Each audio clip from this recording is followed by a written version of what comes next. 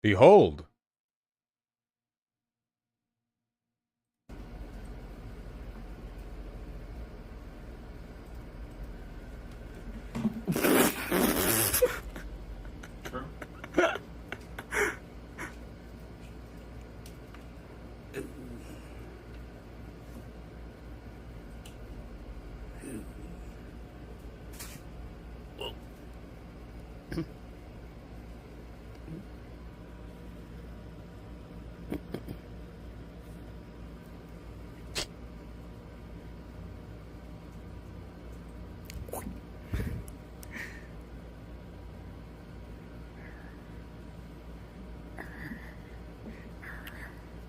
He wants to eat pigeons so badly.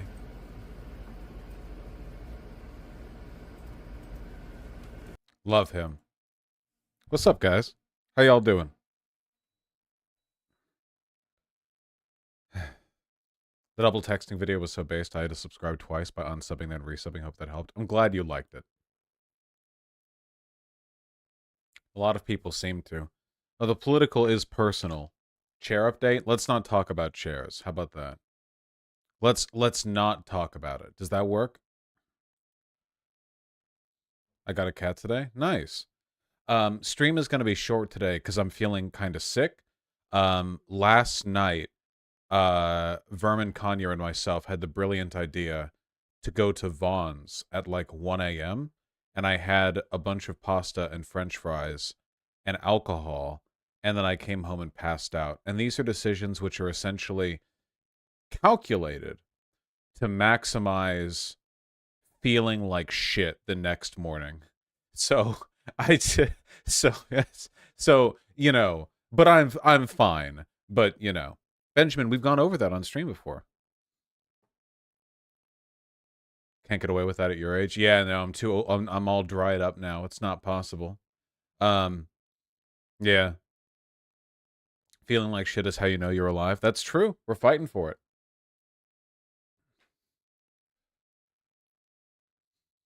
It was really good pasta though. Hey, who here has had Vaughn's Thousand Spirits pasta? Anyone in Seattle has had it? Come on, at least one person here has. It's right by the harbor steps. Just a single person?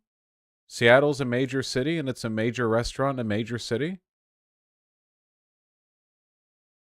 Really? Okay. Isn't Vaughn's a shop? There's also a grocery store called Vaughn's. This is Vaughn's Thousand Spirits. Excuse me. Look. It's one of my favorite restaurants here. They have a huge selection of alcohols at the bar, hence Thousand Spirits. But they're mostly known for their sourdough. They make all of their sourdough. That's like their thing. All their meals are like sourdough, like their pizza, their pasta. Look at this, guys. They have a shape that maximizes sauce accumulation, and it's all made with their in-house sourdough. It's so good. Like it's so good. Like Vermin can attest, Vermin's in chat. It's really good. So they're like every white woman during the pandemic. Yeah, except they fucking aced it. I would eat it daily if I could. Yeah, it's really, really good. And it overlooks the harbor steps. It's right in downtown Seattle. Look, from the outdoor eating, you can see the big cobbler silhouette statue that's right outside the Seattle Art Museum. You like pierogies? I think so. You know what I don't get nearly enough of that I want to eat more often? Gnocchi. I like gnocchi a lot. Oh, they also have a big spin the wheel kind of thing where they drop the price of different alcohols. Every 30 minutes they'll spin it during happy hour hours.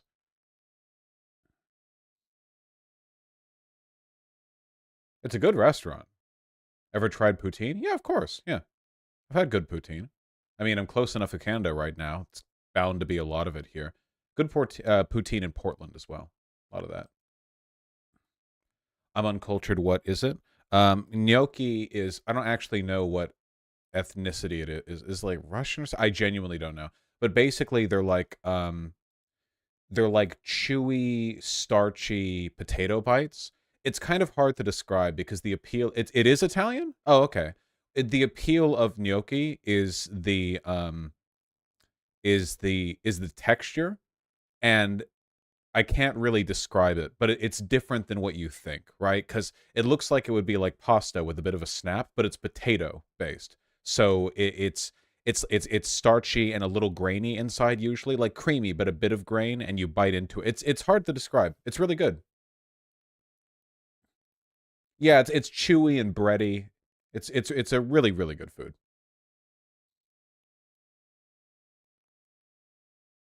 I think I did, Ben. I took a look at it.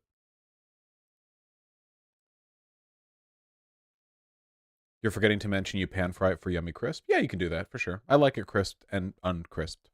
Um, Both work. Yeah, it's so good tossed with pesto. Yeah, yeah, for sure. If they cook it too little, though, it's inedible. Yeah, well, that's the thing with potato, right? Yeah, Philomath. I've heard about this. You know what? We can just go over it now. Let's learn right now. I've had multiple people email me about this. Um, Naomi Wu and the silence that speaks volumes. Apparently, a queer Chinese, dare I say, based on this picture, e-girl. I think that's fair. Um, was recently disappeared by the Chinese government. Now that is a oh, excuse me. That's a pretty salacious accusation. What exactly happened here? Let me see. I've heard Naomi Wu before. Yeah, Welcome to my channel. Sorry about the audio. That's from her YouTube channel. 1.6 million subscribers. I've heard about Naomi Wu, also known as Sexy Cyborg. Um, she looks good. Yeah, can't deny that. Okay, so what's going on right now? In November 2019, Wu was detained by Chinese authorities for an interstitial Wall Street Journal interview expose piece on Chinese censorship in an episode of Netflix's Patriot Act with Hassan Minhaj. Okay, so she's had previous run-ins with the Chinese government after talking with Western media about Chinese censorship. And there was a Vice article as well. The article, which revealed details of her personal life, drew criticism from when others would, according to agree with Vice, such details. Oh, so Vice left in personal details that she didn't think they would, out of fear of retaliation by the Chinese government and also to protect her private life. Vice refused to comply with the agreement and published the details regardless. What? After Vice refused to retract the story where they doxed her, Wu created a video in which she made booths with tiny video screens, which displayed Vice's editor-in-chief's home address. Wu's Patreon account was suspended for doxing. Wu says this temporarily stalled her independent maker career. She returned to freelance coding for a brief period of time. Okay, so she's been active in doing stuff. All right. So what's happening right now? Well, there's a whole article about it, I guess. This is quite an opening. Continue reading. Wow. That's crazy.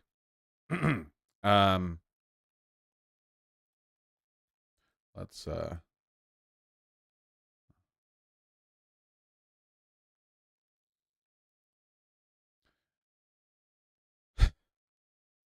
okay, content creator, doing stuff.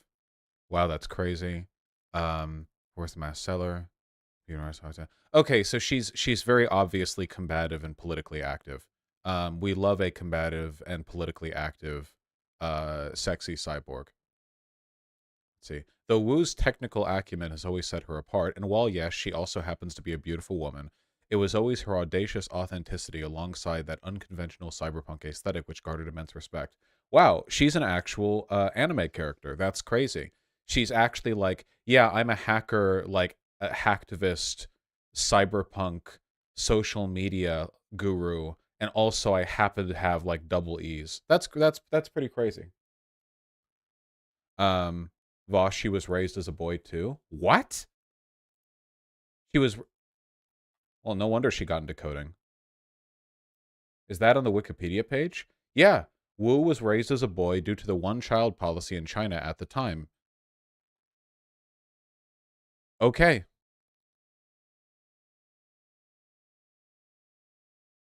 All right. Um,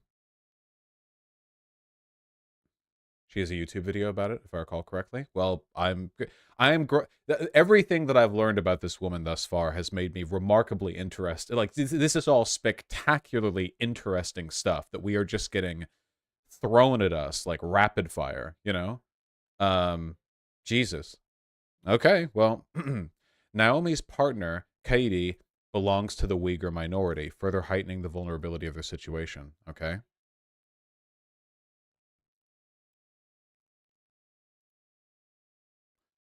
I'm okay. Katie's family likes me. Her mom has had a huge traditional Uyghur spread. I'm so full. Wow, that looks delicious. What the hell? Okay.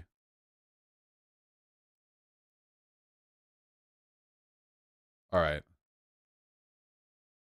Are white people like the only group that don't do crazy giant spreads? Because the only time white people in America do is for Thanksgiving. Like, because I know like Mexican families do, because I would visit Mexican families sometimes while living in LA and they would have giant spreads. Italians do? Okay, but Italians are like the culinarily inclined pseudo white people. Argentinians do it? Well, only half of Argentinians are white. Okay, listen, never mind. Let's stay focused. Um, cultural ambassador. I hate how this website, anytime I select something, makes this. I don't want that. I just I highlight stuff just to keep track of where I'm reading. Um, Despite her primarily Western audience, Wu has consistently encountered unfavorable treatment from Western media, often tinged with misogyny. Notably, a Vice magazine reporter appeared to consider outing Wu without her consent, potentially jeopardizing her safety. Okay, so where does the Chinese government get involved here? Oh, by the way, I know it's been a while, so I'm just going to remind everyone about the Uyghur Muslim genocide. So, starting about a decade ago in the Xinjiang province of China, where there is a large Uyghur Muslim minority population, the Chinese government ramped up their surveillance to a not just significant, but like world record level, like the number of active security cameras and everything like every street corner, every junction, everything monitored all the time with Chinese bureaucrats overlooking everything.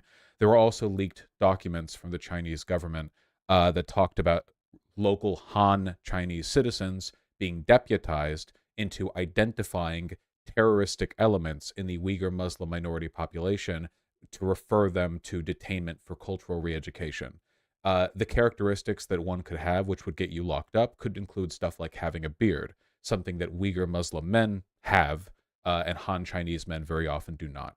Obviously, a lot of it was just an excuse to pack them all into re education camps because the Chinese did not like the largely Uyghur Muslim rooted separatist movements in the area. Like many large societies, the Chinese government is terrified of separationist movements, and they wanted to like stamp out the independent cultural, flame going on in the Xinjiang province, because China is very heavily Han supremacist, even though people pretend that they're not.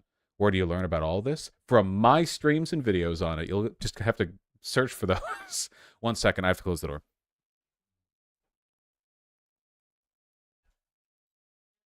I'm closing the door because you're being very loud. I'm closing the door because you're being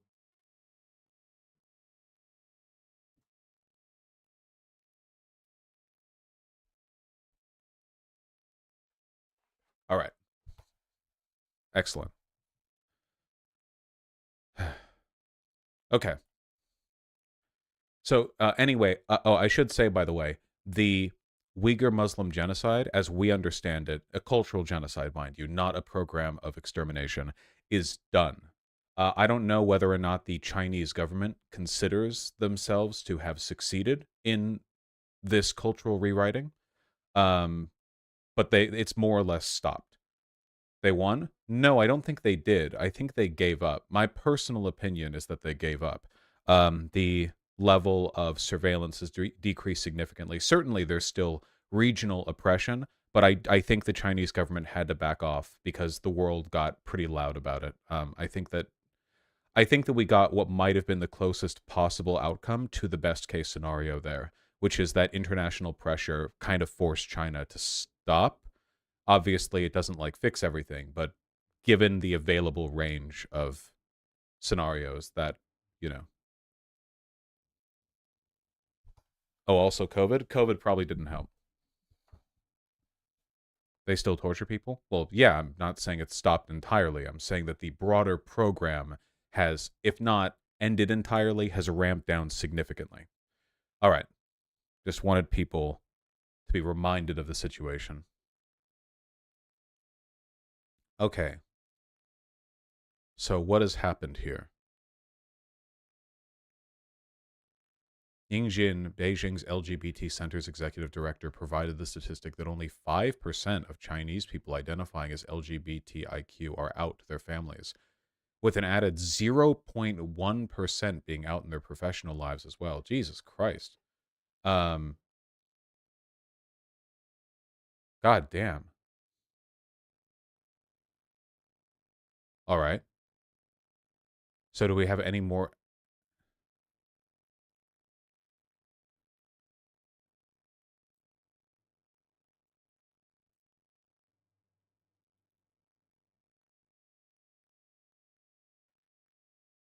There's been increasing pressure from the Chinese Communist Party to shut down queer stuff in the country. They've banned feminine men from being on TV. I believe that there were forced shutdowns of LGBT centers.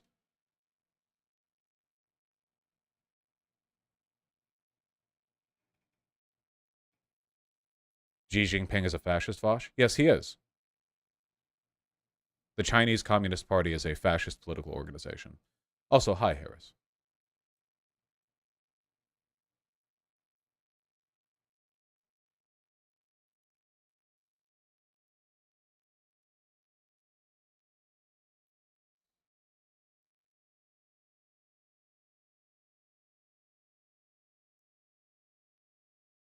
Huh.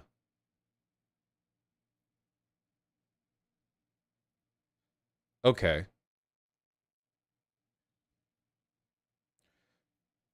It seems that she's disappeared. It seems like a lot of things were closing in on her here.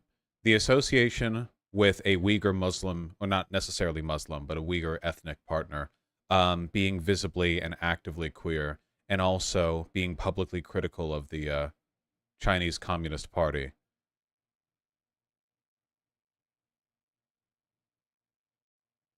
Okay, wait. I wanted to see when they got to the specific info here. This is the most relevant, I feel, bit of information at the end here. Um, Cybersecurity vulnerability. Because remember, she's an actual hacktivist here. When I was able to speak to Miss Wu about the, quote, tea drinking session, euphemism for police harassment, she sharply conveyed her sense of vulnerability due to the lack of interest in her stepping away from her popular Twitter account, stating, literally, the only thing that was keeping me online the past few years was they were worried it would make China look bad if they cracked down on me. Now that they know I could be dead in a ditch tomorrow and no one would give a shit or say a word, I'm 1,000 times less safe here. Having a real-life Chinese person posting here who does not 100% endorse every part of their China good/bad narrative makes it harder for them, the media. So essentially she's saying that she sort of lost the implicit support of Western media, and as a product of that, she didn't feel as safe from harassment from the Chinese Communist Party. After years of doing this without anyone saying anything, on June 30th, out of the blue, they send plainclothes thugs to my house. Surprised, they were real cops.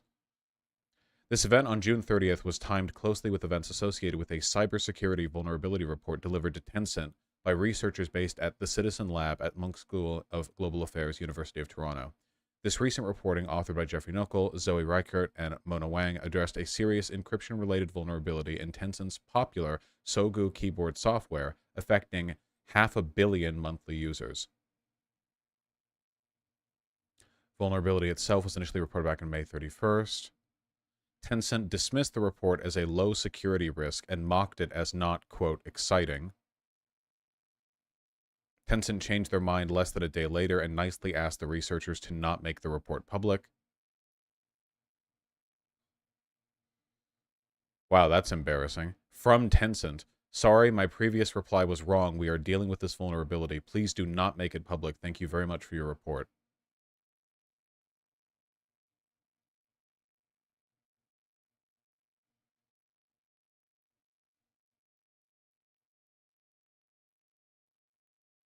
And Wu had publicly tweeted about some kind of vulnerability affecting this software.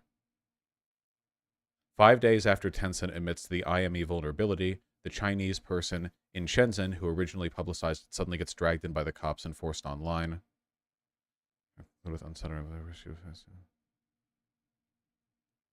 Her account concluded with an unsettling revelation about the risk she would face if she were to continue tweeting.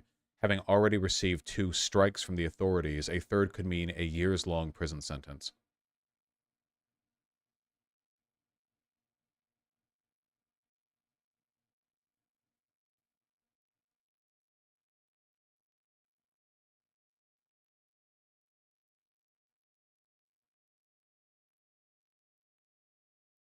Chinese national security law, established in 2020, empowers the government to access surveillance data from Chinese tech companies without the need for a judicial process, obviously.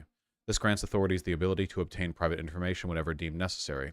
It is possible Wu's tweets about the issues in the Sogo software, of which she was aware, may have caught the attention of Chinese authorities who were searching for related information on Western networks.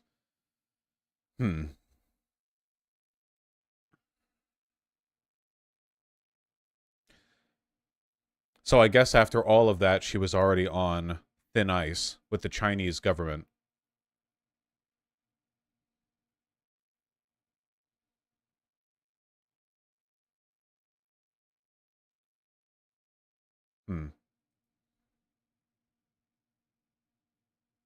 It's Sago? Thank you for letting me know. We probably will hear about her eventually.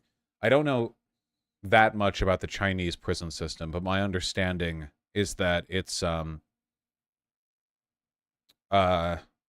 incarceration times aren't as long as ours, but it's very ideological re-education oriented. We'll have to see. Hopefully she hasn't been actually disappeared. Though, if she has, it wouldn't be the first time.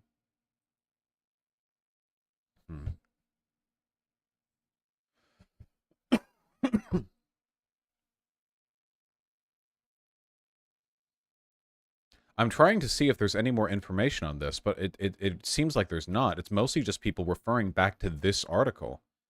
You know, for somebody who has like 1.4 million YouTube subs or whatever.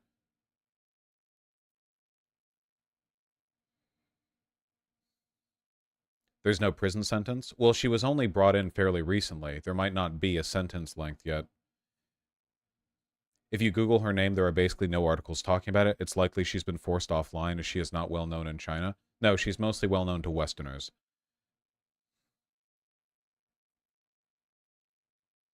It's possible, we might never know.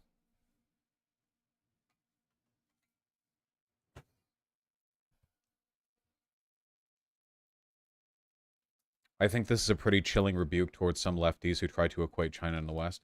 No, no, no. The people on the quote-unquote left um, who defend China won't care that she's arrested. They'll say she's an enemy of the state. Like, they don't... You're not going to convince a fascist to not believe in fascism because the fascism led to a person being arrested. Like, that's not... This isn't a big culture war thing. You know, Westerners get jailed unjustly all the time, too. The main difference, at least in this particular instance, is the lack of information. There's a lot of transparency here in the West. Obviously not enough, not even remotely enough. But for the most part, when people fall in between the gaps, you know, journalistic work can recover them.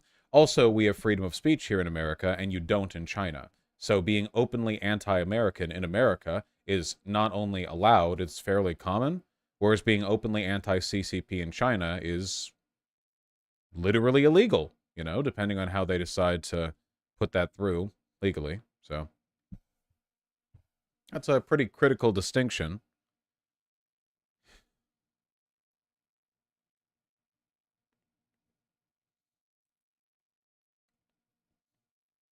God damn. She's the same age as me, born 1994. Well, I hope she makes it out of this.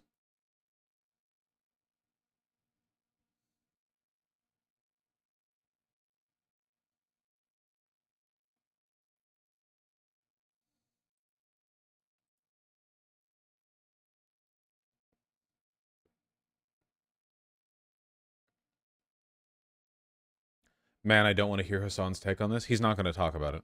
I mean, it's like one woman who got disappeared. There's no reason why you would necessarily expect him to talk about it, but he's not going to.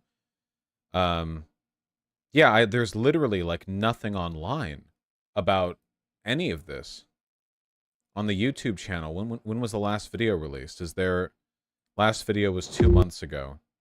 Is there anything here in the comments?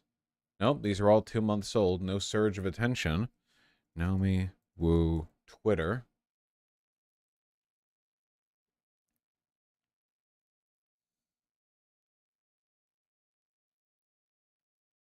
Jesus.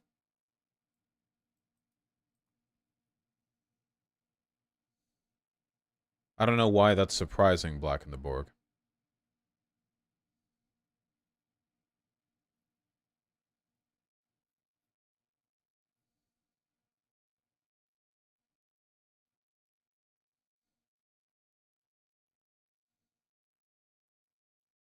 Tech media relies heavily on China for business. It's very likely they're afraid talking about it would hurt their bottom line. Yeah.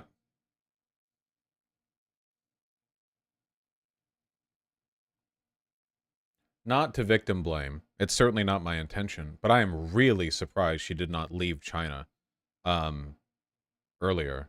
That's wild to me.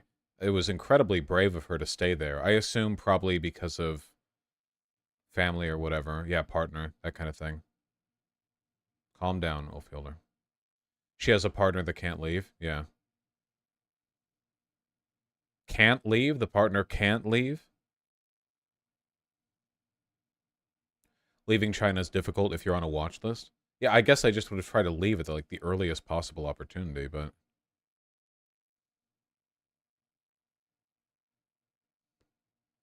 hmm.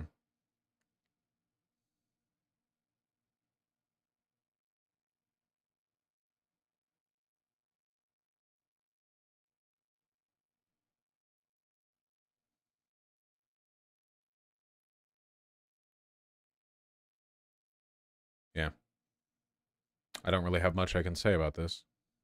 In the article, it explicitly says her partner and their family can't come with her if she wants to leave. Yeah.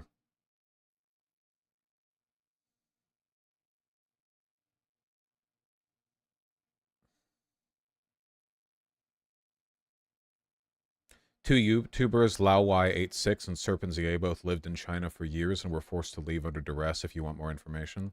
Interesting. Weirdly, she's been doing a lot of China defense on LGBTQIA+ and their lack of lockdowns on her Twitter over the past 6 months, so it's surprising she was disappeared. I would guarantee you anything that was coerced. Um, if she was saying positive stuff like that, especially concerning like queer issues, it was almost certainly like um, pressure put on her by the government to do so, or like trying to toe the line.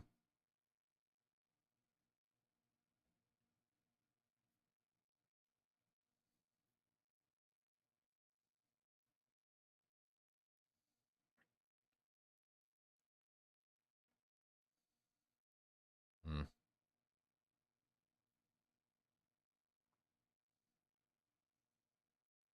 That is true, Dynaman. We'll look at it later, Masamaki. Those two YouTubers post a lot of anti-China propaganda beyond what is correct. Um, yeah, it's generally kind of hard to trust people who monetize a career out of talking about the horrible thing or place they used to do or be at or whatever. It's like how a lot of a lot of the most like ludicrously zealous anti-Islam types are former Muslims. There's the North Korea lady who just lies about whatever.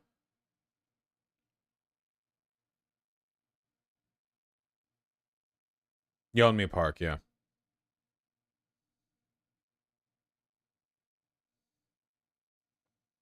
Oh, I don't know Mine Forge. I've never had to do that.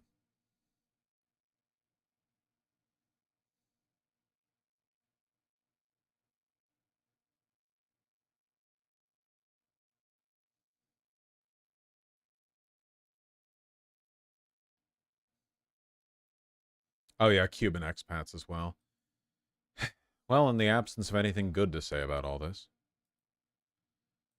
Vaush is bored. No, Vaush is thinking. Thank you.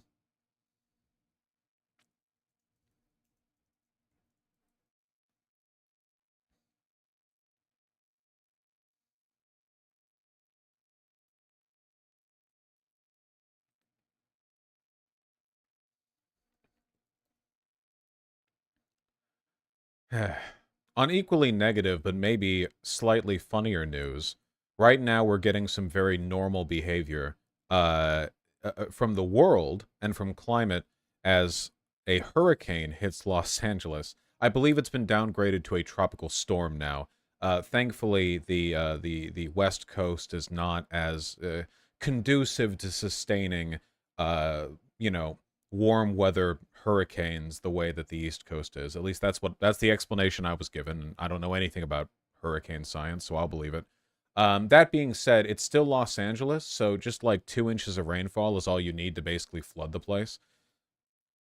Not just LA, but like Orange County, parts of Nevada, right? Like it's an unbelievable amount of water for areas that can't really soak up that much water. It's a lot. It's a lot, you know? The LA metro station on Wilshire, Vermont's flooding down the storm. I have been in this metro station, which is, so this is wild to me. I have been here. Oh, wait. This is a joke tweet, however, it is being misinterpreted as fact. Never mind. Never mind. It's a bit. Alright, that's fake. This is real, though. Just found some links right before stream. Editors include that part? Editors do not include that part. Don't tell me. This is also fake. This is also fake. That's still a ride. That's still a ride, isn't it? That's still a ride.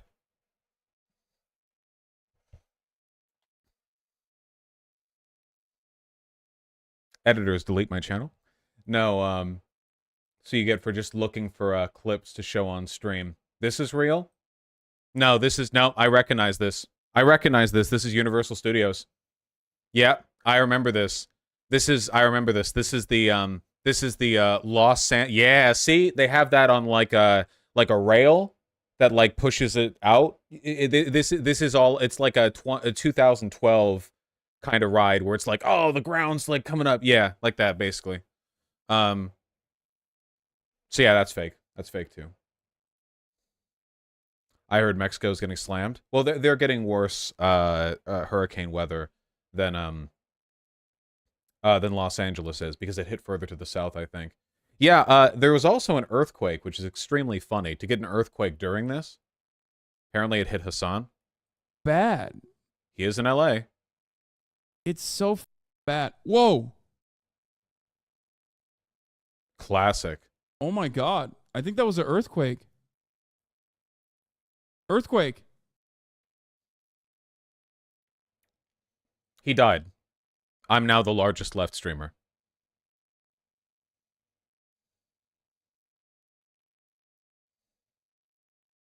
Oh, you can't? You don't have the perms? Gotcha, Tempest. Here's the earthquake. It was a 5.5, wasn't it? LA earthquake. 5.1. No noise? And this will certainly continue across much of areas in Barstow all the way down to areas in LA County. Let's talk about the rainfall we've seen so far. Saugus, more than 4 inches. Palmdale, this has been updated, by the way. Close to 3 inches. Van Nuys, more than 2 inches of rain. Downtown Los Angeles, an inch and a half of rain in the month of August. August is typically our driest month on record, so we've already seen more than what we typically get this time of year. In Irvine, you've seen more than an inch of rain as well. It's live? So you can still pause live shit, like, and then it just becomes not live. Or it stops it, or like a stop button. The stream is live. There's a pause button. Okay, whatever. Not always? Yeah, clearly not always. Thank you. Not always. Thank you. Clearly, thank you. You can't just pause live. What are you talking about? This stream is live! You can pause this stream! Okay, whatever. Anyway, I know that 2 to 4 inches of rain doesn't seem like a lot to most people in most areas, but I need you guys to understand that it takes very little rain to meet the flood capacity for areas like Los Angeles and like Orange County and stuff. Because like the susceptibility to flooding in an area is largely determined by how well the ground can absorb the rainwater. And the problem is that LA is so bad at absorbing rainwater that they had to build the LA River. Like, the city is so naturally impermeable, they had to build around that. Because otherwise, it's all just concrete. There's nowhere for the rain to go, you know? I'm going to focus back on this because I want to talk about infrastructure for a second. Noise? Yeah, noise. As always, noise. The thing that's like really destructive about rain in environments like this, apart from the flooding, which has been happening to some extent, is, you know, because the ground can't absorb all that water, it filters into the cracks in our crumbling road network, our crumbling infrastructure, and it erodes away the dirt underneath the road, which is what's happening here. That's why this is falling apart right here. Now, in some environments, this isn't that much of a problem because the ground can absorb it, or there are systems to divert rainwater really effectively. But LA is just not built like that, you know? It's just not designed to sustain that kind of water flow.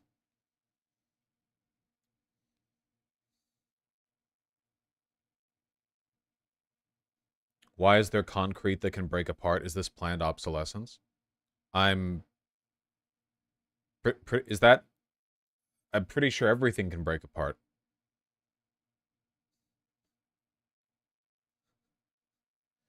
I don't know if this is concrete or asphalt. That's asphalt. I don't know if this is concrete. There are a million different types of concrete and asphalt. So who knows? Yeah, I don't know. But no, it breaks apart. It's crumbling infrastructure? Yes, literally. There's no magical road that won't degrade, unfortunately. Actually, you know, if you want to make a magical road that won't degrade, best way to do that is to not let cars on it. Bikes and people cause no road damage. Cars cause a lot of road damage, and trucks cause an immense amount of road damage. So if you want a road that'll last a long time, that's a good place to start. It's mostly trucks. Trucks do so much damage to roads. It's genuinely insane. Animals and carts are okay too? Yeah, sure, why not? Anyway, property damage, blah-de-blah. Apparently the earthquake did not hurt anyone, the 5.1. It wasn't centered on LA, thankfully. It was centered in a less populated area. Vaush concrete is more durable than asphalt. Yeah, and a lot more expensive, too. And it takes a lot longer to put down. Ojai? Yeah, I've never been there.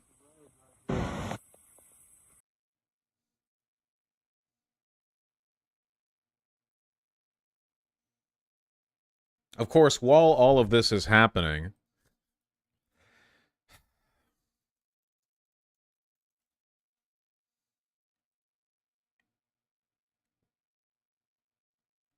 give me the image.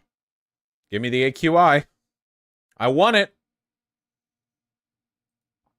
Yeah. I think this is an old picture, but it's also, you know, it's also happening right now.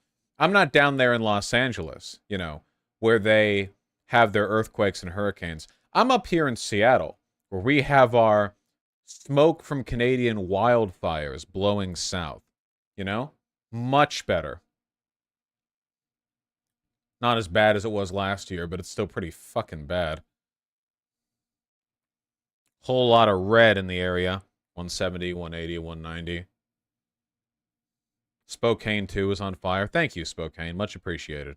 So, you know, it's hurricanes or air quality issues on the West Coast. It's one or the other. You have to choose.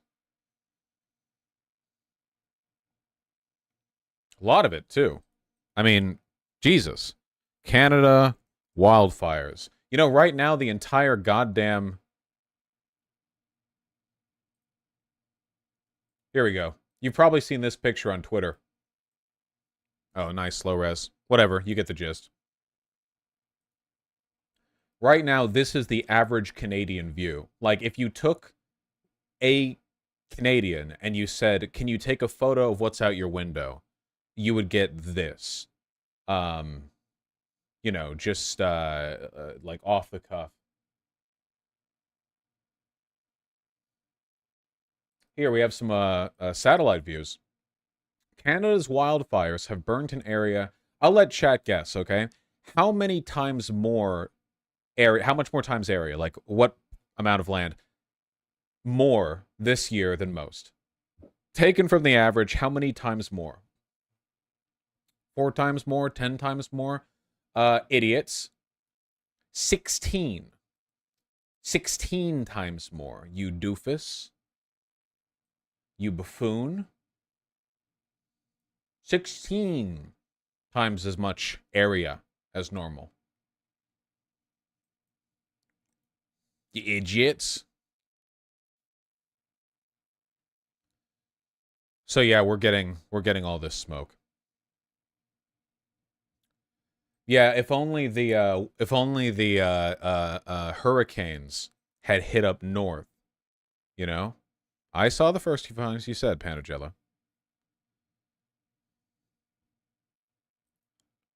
AQI was 450 in Eugene the other day. Jesus Christ!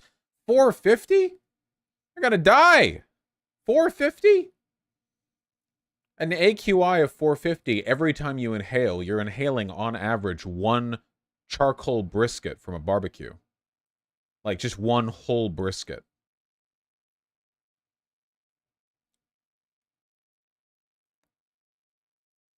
Love this BBC article right here.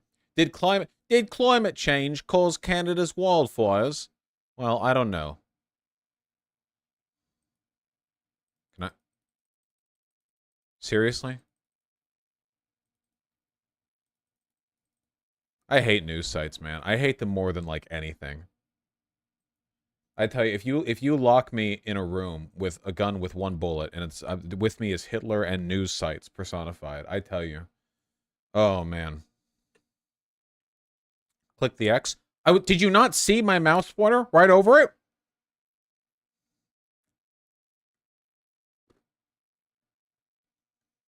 The capital city of the Northwest Territories had to be evacuated because of the wildfires. Yeah, I saw that. This is like the northernmost big city. Or not like big city. It's like, yeah, town of 20,000. You know, that's the people live there. Had to be evacuated. All the way up north. Yellowknife. That shit. 20,000 people. Was it the whole? Yeah, thousands of residents fled the capital of Canada's Northwest Territories. God. This was a few days ago, too. Ongoing issue.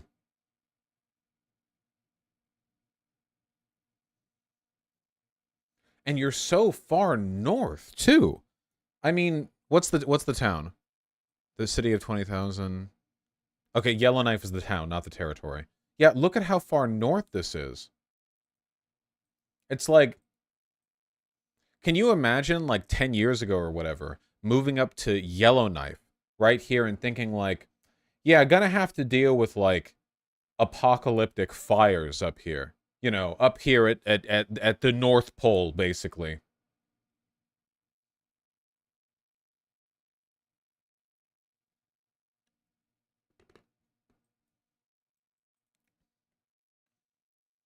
Did you know people from Yellowknife are called knifers? I did not, but now I do.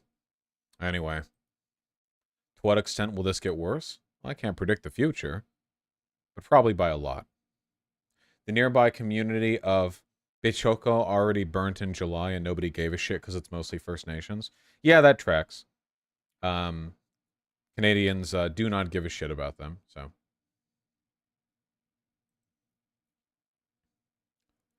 You do understand that Canada does have a summer, right? Yeah? What about it?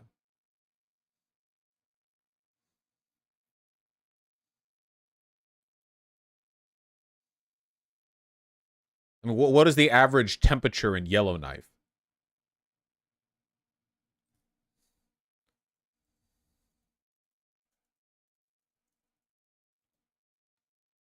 Like seasonally, I mean. The high and low in August is 69 and 51. And then in November it's 20 and 6, and it gets even colder than that. I guess while going up there, I just wouldn't think like, oh yeah, one day I'll have to evacuate the town due to wildfires. I know wildfires happen farther north, but like, come on.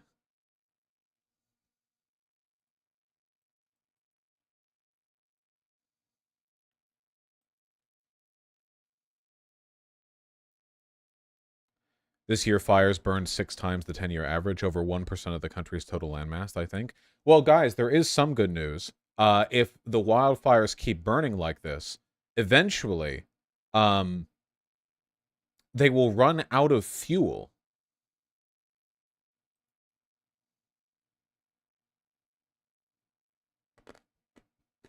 Yellowknife is about the same latitude as northern Scotland for Britbongers. Yeah, and I wouldn't really associate northern Scotland with raging wildfires either, but yeah.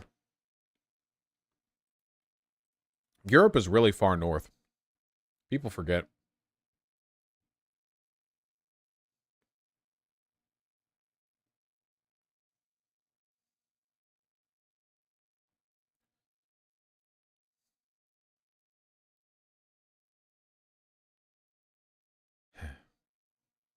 How much will this affect oxygen levels? Oxygen levels? I think we'll be fine on oxygen. The problem's all the stuff that ain't oxygen. Just my guess.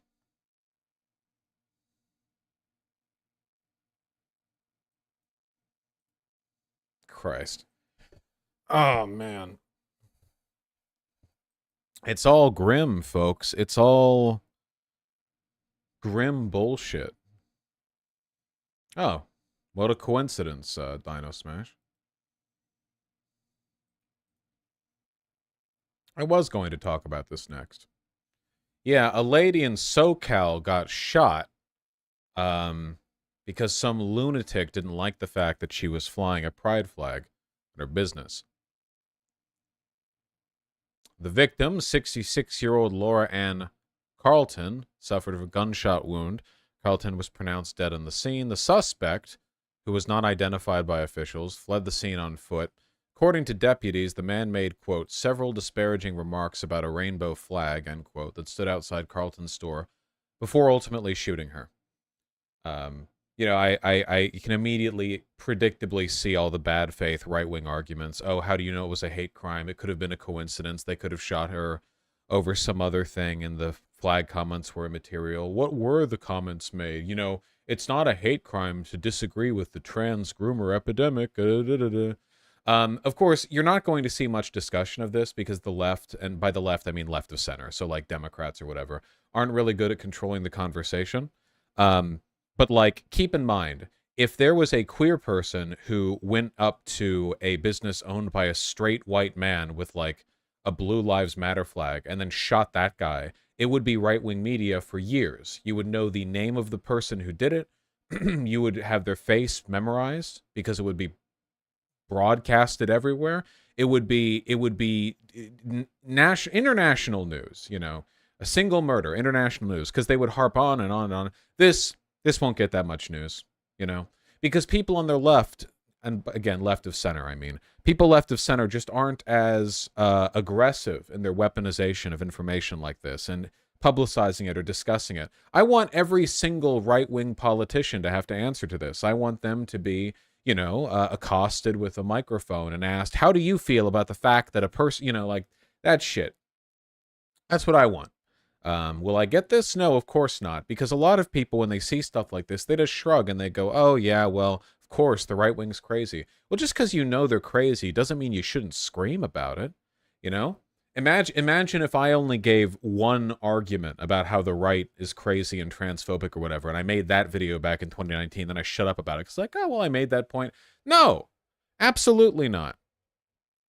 Deputies were later able to locate the armed suspect, who was confronted by deputies and was killed in a lethal force encounter, authorities said. Look at that. Critical support for the cops, doing their job for once. An investigation into the incident still ongoing. Carlton, who went by Lori, had a husband and 9 children. So 9 children now are without a mother. Again, like, this should be just, like, hawked on national news for months and months and months. You know, just at every level, made an issue. The way it would be if the situation was reversed, but it won't be.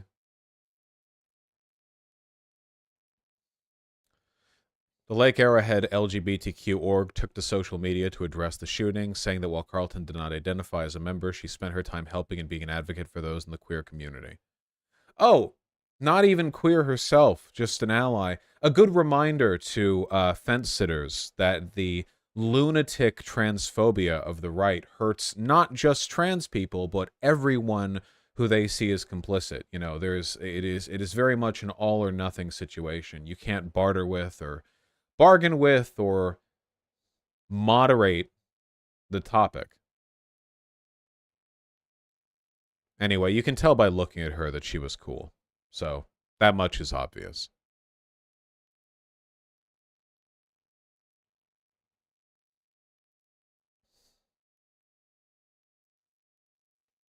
We're only going to see more of this, of course, you know. Stochastic terrorism from the right has been on the rise for a while. I imagine that following the results of the 2024 presidential election, if it goes down the way I think it will, or if Trump gets incarcerated, we're going to see another enormous wave of stochastic violence.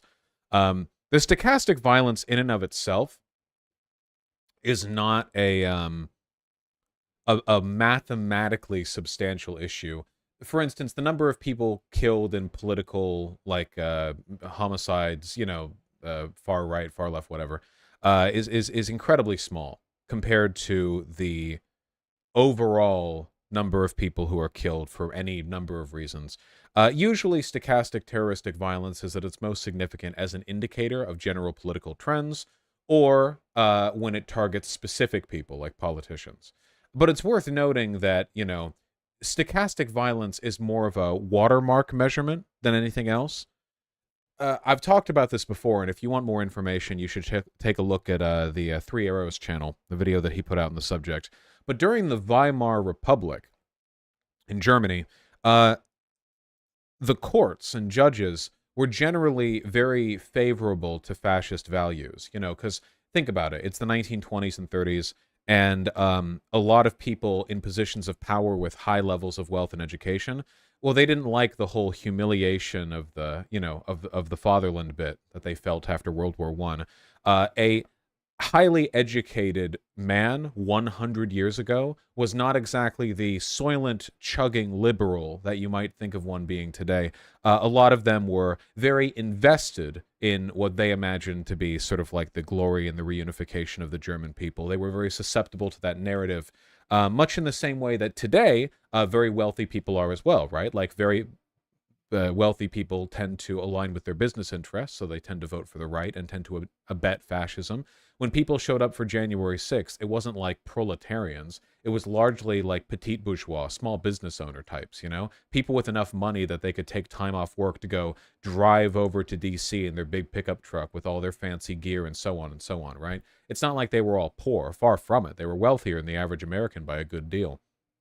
So, back in the Weimar Republic, you know, obviously when the Nazis started getting louder and more prominent, you had acts of stochastic violence and terrorism committed by brown shirts, oftentimes against Jews or gay men, but they would do it against a lot of people. And there was a legal precedent that was more or less set in many German courts at the time.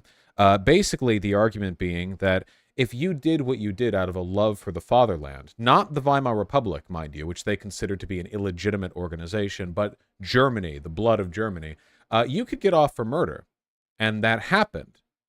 Multiple brown shirt murderers, who unambiguously murdered, by the way. The courts didn't say, oh, you're found not guilty of murder. They said, oh, you did the murder, but you did it out of a love for blood and country. So you're free to go. That happened multiple times. And it was it was a watermark moment. It was an indicator of what was to come.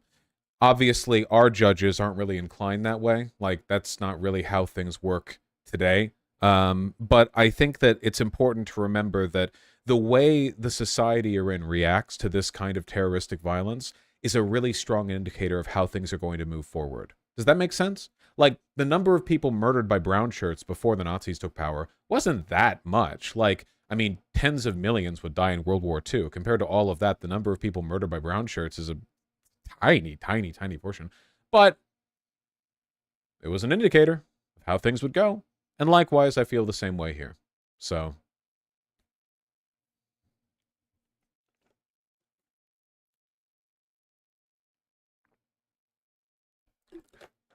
it's not like the far right's getting any less crazy. They might have to at some point, but not yet. Not now.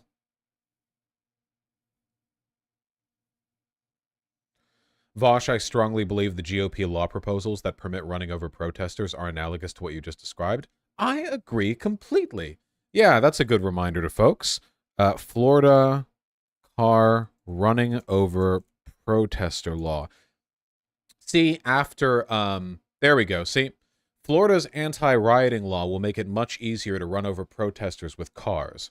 After the Black Lives Matter protests, see, this is in 2021, the right got all stirred up about, the concept of people protesting.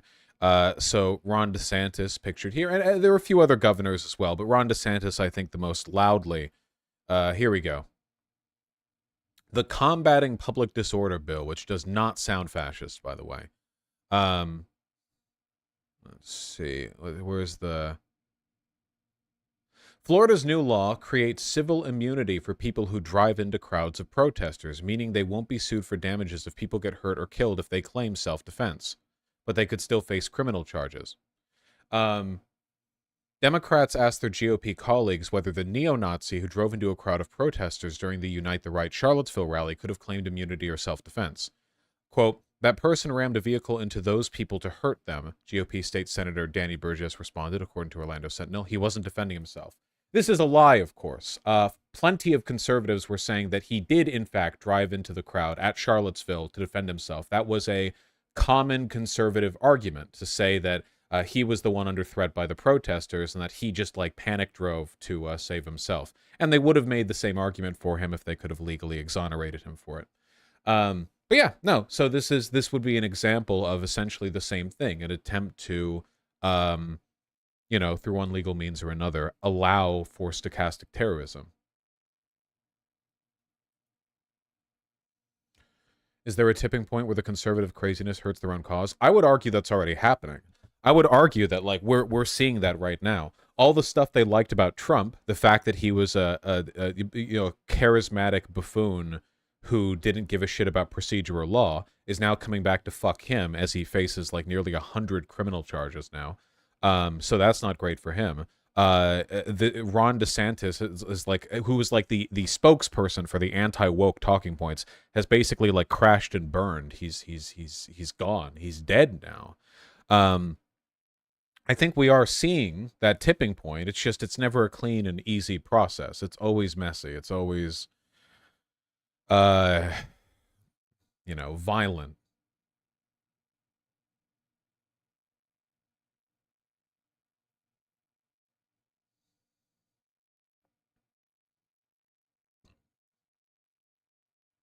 Anyway, let's move on. Is Vivek a more dangerous Vaush than DeSantis now? No, Vivek is nothing. I don't think he's capable of really winning the presidency. I think that the sudden swell of support for Vivek, which, by the way, all happened after one Blaze TV showing, is just people who don't want Trump shifting from DeSantis, who's floundering and burning, over to another guy who has some attention. I don't think there's any meaningful long-term support for him. Yeah, the fact that he's not white would also definitely hurt his cause in the GOP candidacy. That is for sure. Yes, Night Hunter. Is Vivek's run comparable to Michael Bloomberg's run? In some ways. Rogan was sucking off Vivek too. It was so gross. Well, Rogan's like a patsy who's just paid to say stuff, you know. It's not like he has any integrity as a commentator.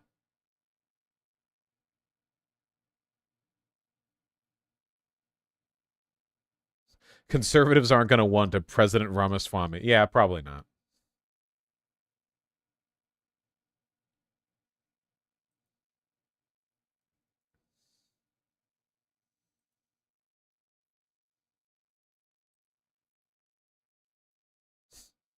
Vivek's like Larry Elder. I just don't see much of a future for him, in my opinion.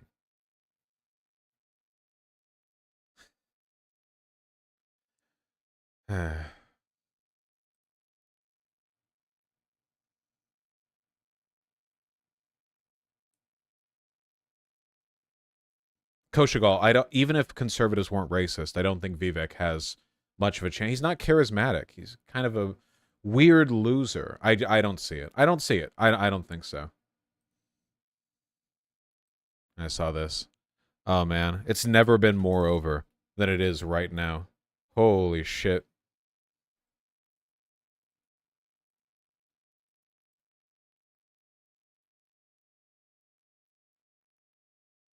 No audio on that? God, look at his face, man. Where's the full thing? Muted? It's not muted. There's just no audio to that bit. Where's the full... Hold on. The video that has the audio. Try to find something. It's never the right thing right away. Take it away. No, you're going to see more of him, in fact, in just a moment. As soon as I find it.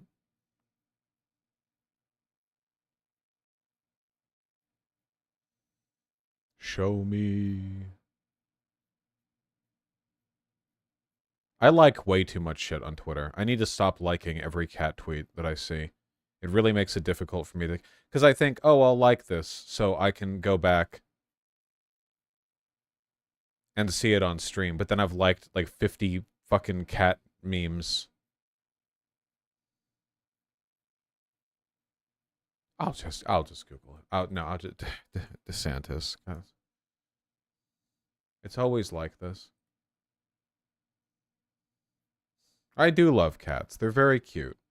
Where is that fucking video clip? How has nobody in chat posted it yet? It's the one from which this is taken.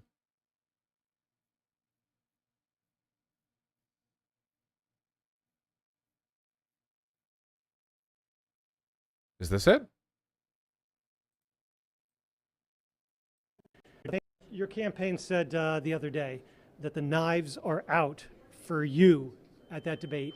I got to ask you about that. Plus, I got to ask you, I know it's not your campaign, but Never Back Down put out a memo that people are talking about. So I'd like to get your reaction to both.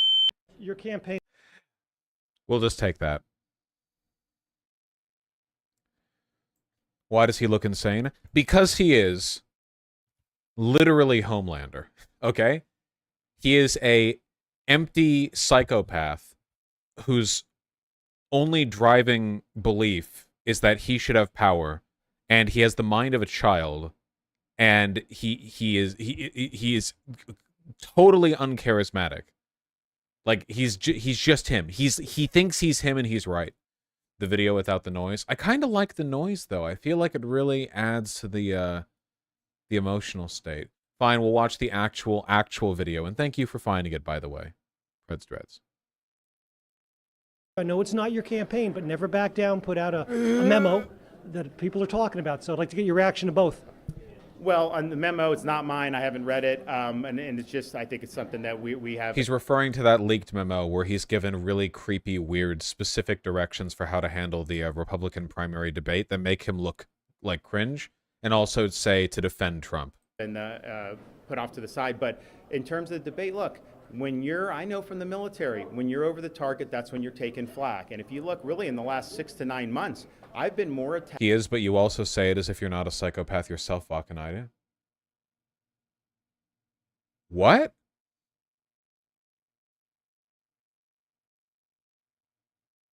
Wait, I'm intrigued. How do you know enough about me to know where I pulled my name from, but you're also weird enough to say that? Wait, who are you?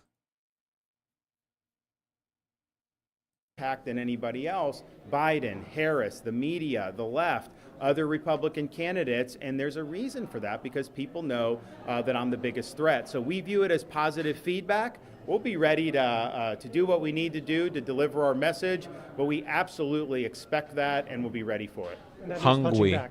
It means yes, it means defending ourselves, but more importantly, showing why we are the leader to get this country turned around. Your campaign said the other day that the knives are Nice. I'm the biggest threat. Here's the latest GOP voter poll. Yeah, I did see this. This is why, like, actually psycho, like genuinely psycho.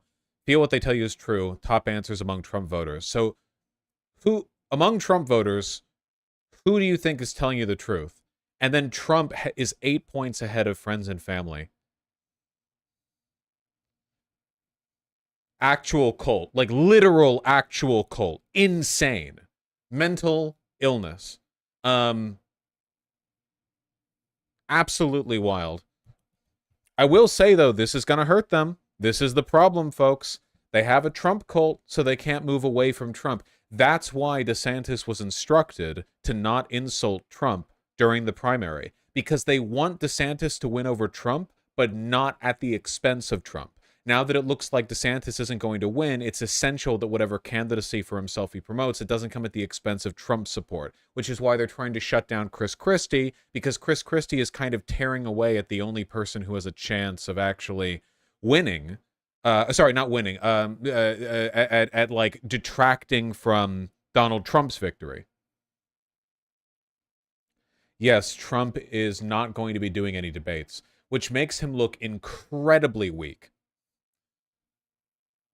New CBS poll just out has me leading the field by legendary numbers. The public knows who I am and what a successful presidency I had with energy independence, strong borders, blah, blah. I will therefore not be doing the debates. It makes him look really, really weak. It does make Biden look weak that he and the DNC are trying to stamp in the primary process too. But the difference is, for one, the GOP actually is having a primary, unlike the Democrats. So denying the debate when there is a primary and people are talking about it is way worse than Biden just not participating in a non-existent primary, in terms of optics, I mean. Also, Donald Trump is known for being combative with a sharp tongue. So for him to, like, talk it all out and then, like, him being afraid to show up in person, it makes him look really bad. Guys, I'm feeling really hopeful about 2024. I think it's going to be a bloody, messy process, and we're going to have to deal with a lot of insane bullshit and insurrectionary attempts and violence and blah, blah. But I genuinely feel like the scale is tilting heavily in our favor. And I wouldn't say it if I didn't believe it. I have never been afraid to say what I think is negative news here. And likewise, you know, I think that speaks to the sincerity of my, you know, positive beliefs. Do you think we'll see another Biden versus Trump debate again? If Trump doesn't get cut down by incarceration, if things go that far, then yeah, they'll have to. Because Biden will take that debate, and Trump refusing to do that debate would make him look ungodly weak. And that will be content. That will be content. And if we lose, the world ends, right? Well, the world ends whether or not we win or lose. It's just a matter of whether we get to feel smug and self-satisfied when the world ends.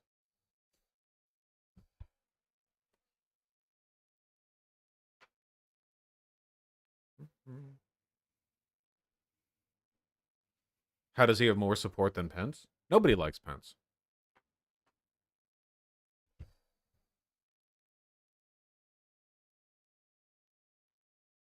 Nobody likes Pence.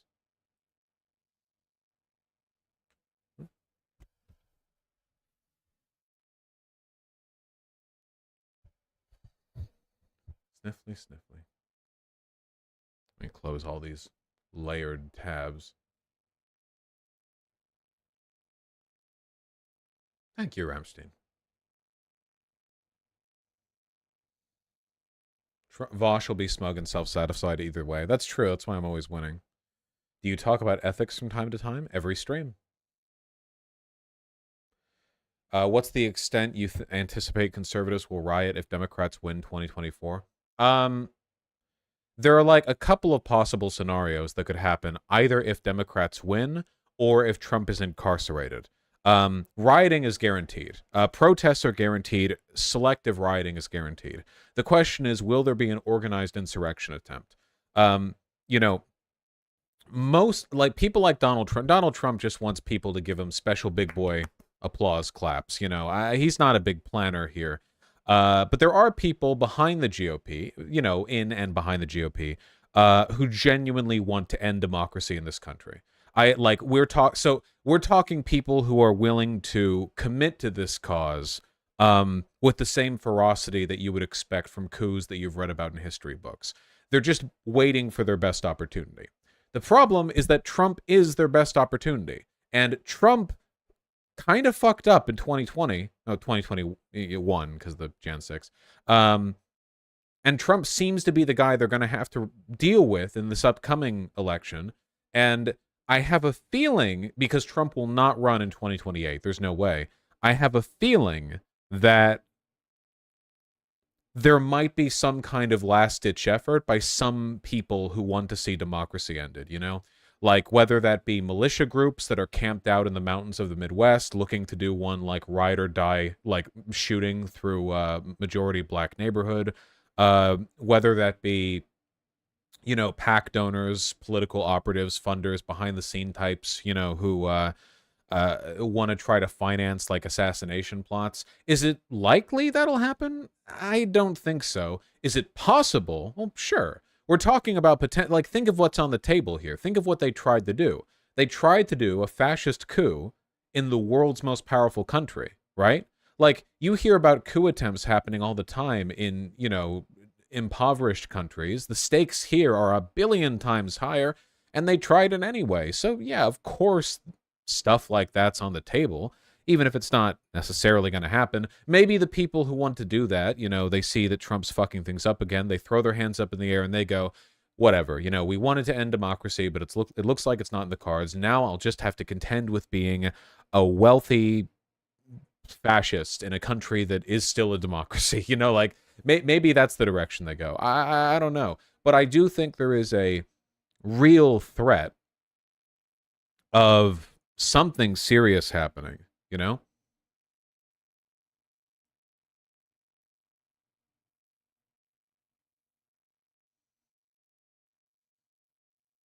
Which do you think was worse, the business plot or Jan 6? Jan 6. The business plot never came close to... The business plot was a plot. Jan 6 was a conspiracy orchestrated by some of the most powerful people in the country to try to overturn democracy. They made it farther.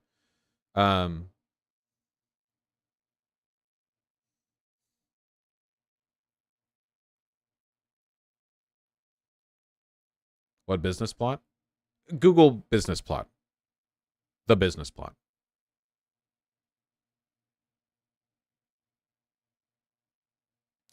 Do you think if another January 6th happened, they'd try the Capitol again to go for the White House? I don't know. By another Jan 6, I just mean an attempt at a coup. That could happen in a million ways in a million places. America is very difficult to overthrow the government because of how spread out the power is. Yeah. Well, the real place that you would want to go after with a coup, right? The real thing you want to rely on is you want the military on your side. And again, the military is not on their side, is the thing. This is one of the benefits of, like, entrenched liberal bureaucracy, which is that the people who lead our military, the people who run the Pentagon, are skewed heavily towards bureaucratic proceduralism. Are there lunatics in the Pentagon? Absolutely. I'm not denying that. And being a proceduralist bureaucrat is its own form of lunacy. But the people who get appointed to top brass at the Pentagon generally, not always, but generally, I think are in operation center-leaning America first political types. And by that I mean, like, they exist as operatives of the state to serve American interest. If that means invading Iraq, they'll do it. If that means drafting crazy war plans with Iran, they'll do it. If that means, like, stopping white supremacists from taking over the Capitol, they'll do it. Like, it's apolitical, except for America wins. That's the politics. And this is the case in a lot of our, like, administrative state, The FBI is like this in a big way. You know, the Department of Homeland Security, a lot of the people who work there, the IRS. Like, think about it, okay? The president gets to appoint, like, their cabinet heads, but for the thousands and thousands of people who work at the Department of Homeland Security, or, like, you know, the DOJ or the FBI or whatever, most of those guys are bureaucrats. Not crazy, like, political ideologues. Most of them just have government jobs. They have a lot of paperwork to go through every day, and they go through it. Yeah, the Department of Homeland Security operatives on the ground, like, personally, like, raping indigenous women at the border or whatever, they're fucking lunatics, and they're heavily ideologically oriented. But for every ICE agent, or for every, like, you know, super ultra partisan general at the Pentagon, there are probably significantly more people who just think in paperwork. Does that make sense? The Pentagon, as it exists right now, is not a fascist organization. Like, the brass at the Pentagon are not all American, like, American extreme loyalists who envision a world of blood and soil stretching across the globe. That's not, like, that's not the doctrine, you know. When we do military shit overseas, like the invasion of Iraq, George Bush might phrase it as though it's a holy war where he's given instruction by God. And soldiers on the ground there might be white supremacists and might do white supremacist things and might torture people or shoot, breaking rules of engagement. But the overall plan maker, the gigantic, like, more than 1 million people involved in the Department of Defense operations, are pencil pushers.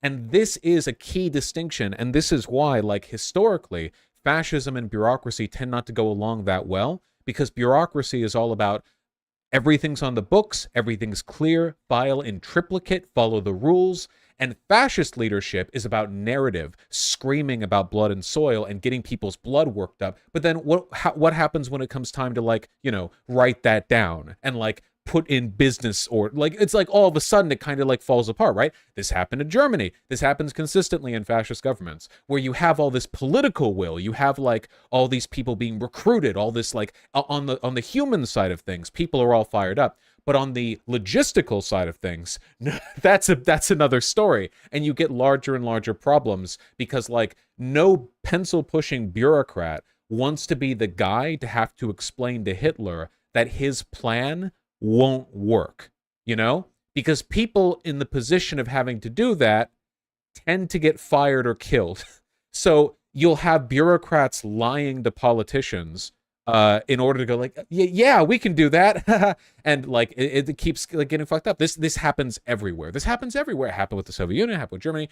The only thing that can stop this from happening, well, you can never completely stop this from happening. But the thing that mitigates it, that increases the effectiveness of the liberal bureaucracy, is liberal bureaucratic governance. And the people at the Pentagon, the people in the administrative state, know this, which is why they tend not to get along with the fascists. Folks, does Donald Trump like or dislike the administrative state? I'll answer that one for you. He hates it. The whole Republican Party hates the administrative state. All of these departments, who the cabinet heads of which are appointed by the presidency, because they're literally like armies of hundreds of thousands of bureaucrats, and fascists don't like that, and the Pentagon's like that too. So the reason I'm going on about all of this is because this is something that really benefits us. The Pentagon is not a leftist organization. It's not a left-leaning organization. It's not a good organization. It's not acceptable in any way. They're horrible. But they're not horrible in the way that Trump needs them to be. They're not horrible in the way that helps them gel with a fascist coup. Does that make sense?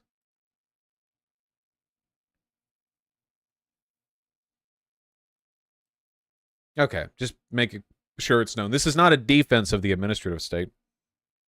It's just an irreconcilability in how they function. It just doesn't work that well for them, which is why when fascist coups are going to happen, you need to have, or they need to have, a kind of like stronger entrenched support in these institutions. The military being a big one, but it could be a number of them. Stalin and the Soviets were obsessed with bureaucracy and didn't move a finger without papers. Yes, the infamous familiarity with bureaucracy for the Soviets. I mean, this is one of the things that everyone knows about them. And, well, I'm not keen on defending the Soviet Union for a lot of reasons, and obviously I've already indicated that, like, the Soviet Union did have a big problem with, like, ideologues versus bureaucrats, because while Stalin may have operated a bureaucratic state, you'll never guess what Stalin did to lots and lots and lots and lots and lots and lots and lots and lots and lots of government and party officials who had information for him that he didn't like, you know? Like, right? Right. Yeah. Authoritarianism and bureaucracy, yeah, issues arise. However, it is worth noting that, you know, for their general commitment to bureaucracy, they moved some mountains, you know? The Soviet Union, considering how disorganized and poor the country was, and how large the territory was able to maintain a surprisingly effective totalitarian apparatus over its citizenry. This was a degree of control that the Nazis were never capable of achieving. The Nazis mostly relied on fervor and group hysteria to get people really riled up, and if they heard anything even remotely treasonous or whatever from their neighbors or parents, they'll turn them into the government. But the Soviets didn't rely on that kind of, like, insane 24/7 bloodlust, partly because that just wasn't the doctrine of the state, and also because it's really, really difficult to keep that maintained for multiple decades, whereas the Nazis were only in power for a bit before the war started, and war does tend to bring about a sense of permanent hysteria. I know the Soviet inclination towards bureaucracy probably helped keep them afloat for a lot longer than they would have otherwise. If the Soviets were as bureaucracy allergic as the Nazis, they probably would have collapsed in, like, I don't know, the 60s or something. They actually bureaucratized executions and persecutions too. Yeah, that's how committed they were to it. When the Nazi regime wanted to kill you for being a political dissident, the SS would show up at your door, you would be led to a government building, and no one would ever see you again, you know? You'd be shot in the back of the head and dumped somewhere. When the Soviets wanted to kill you, they would either falsify or misconstrue evidence against you, arrest you, put you to a trial with public record, have you jailed, have you publicly recant your not real crimes, and then send you to the gulag or kill you. It was like a whole, they'd make you confess, they'd falsify records, but it was very important to them that they have a paper trail for everyone's. Why? Well, the whole myth of the Soviet Union was that it was a proletarian state, you know?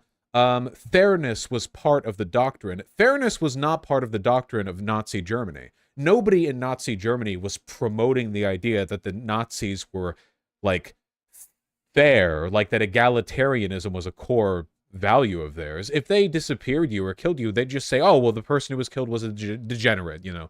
That's all they had to say. But in the Soviet Union, it's like, okay, so obviously, if this is a fair proletarian state, like, people who are executed have to have committed a legitimate counter-revolutionary crime. They have to be like they can't just be a degenerate, you know, that's Nazi speak. They have to be like an enemy of the people, of the proletariat. So this process, this narrative requires more investment. It requires more effort to maintain. So it fit in well with their love of bureaucracy, for them to manifest this. Isn't there literally a Zizek bit on this? Hold on. Zizek, Soviet versus Nazi jail. I swear I remember. Is this? More seriously, I liked very much what you said about comparing Stalinism, fascism. Yes. And I say this again as a radical leftist. It always, when people just throw them together into the same category of totalitarianism, I agree, there are good reasons for it. But the whole functioning of the system was different. Let's take the most extreme example of Stalinism, the purges.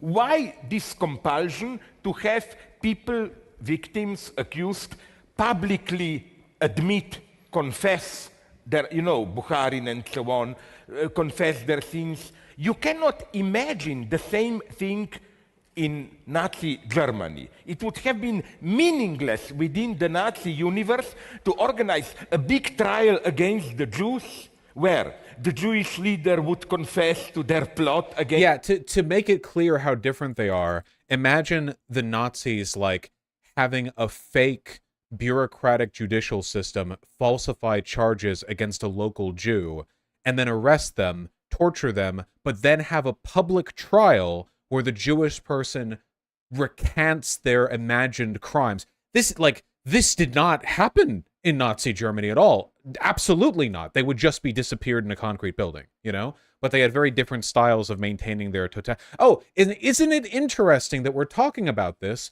right after Naomi Wu's disappearance by the CCP?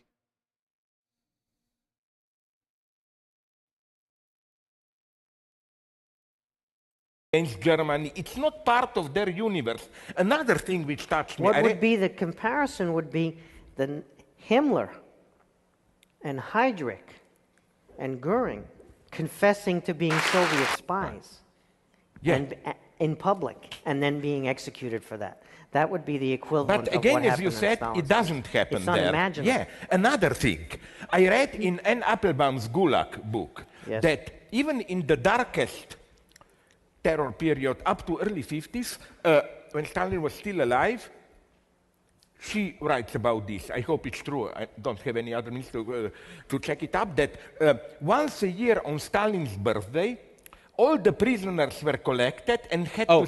This is also a really good fascism litmus test as well, because you remember, he opened this by saying that he acknowledges comparisons between Soviet fascism and Nazi fascism, that he thinks that there are a lot of similarities. But remember, okay, it's the fantasy of justice, right?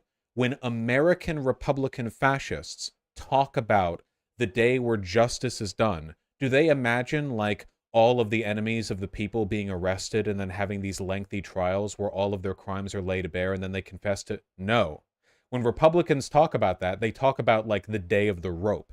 They talk about a day of absolute and swift violence to the degenerates, where all of the people who are holding them back are swiftly disposed of. And that's why, you know, the fascists we deal with here are far closer to the Nazis than to the Soviets, though I still do believe both were fascist societies. Obviously, the CCP is far closer to the, you know, the Soviet model in terms of over-bureaucratization. Do you think the Chinese populace is fascist or just the CCP? The Chinese population is too large and varied for me to make any such statement of them. I think that Chinese people, on average, would be considered by us to be quite normal people.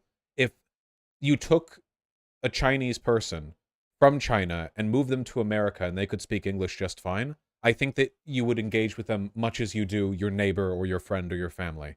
The same cannot be said of a citizen of Nazi Germany. And you understand this is another critical distinction.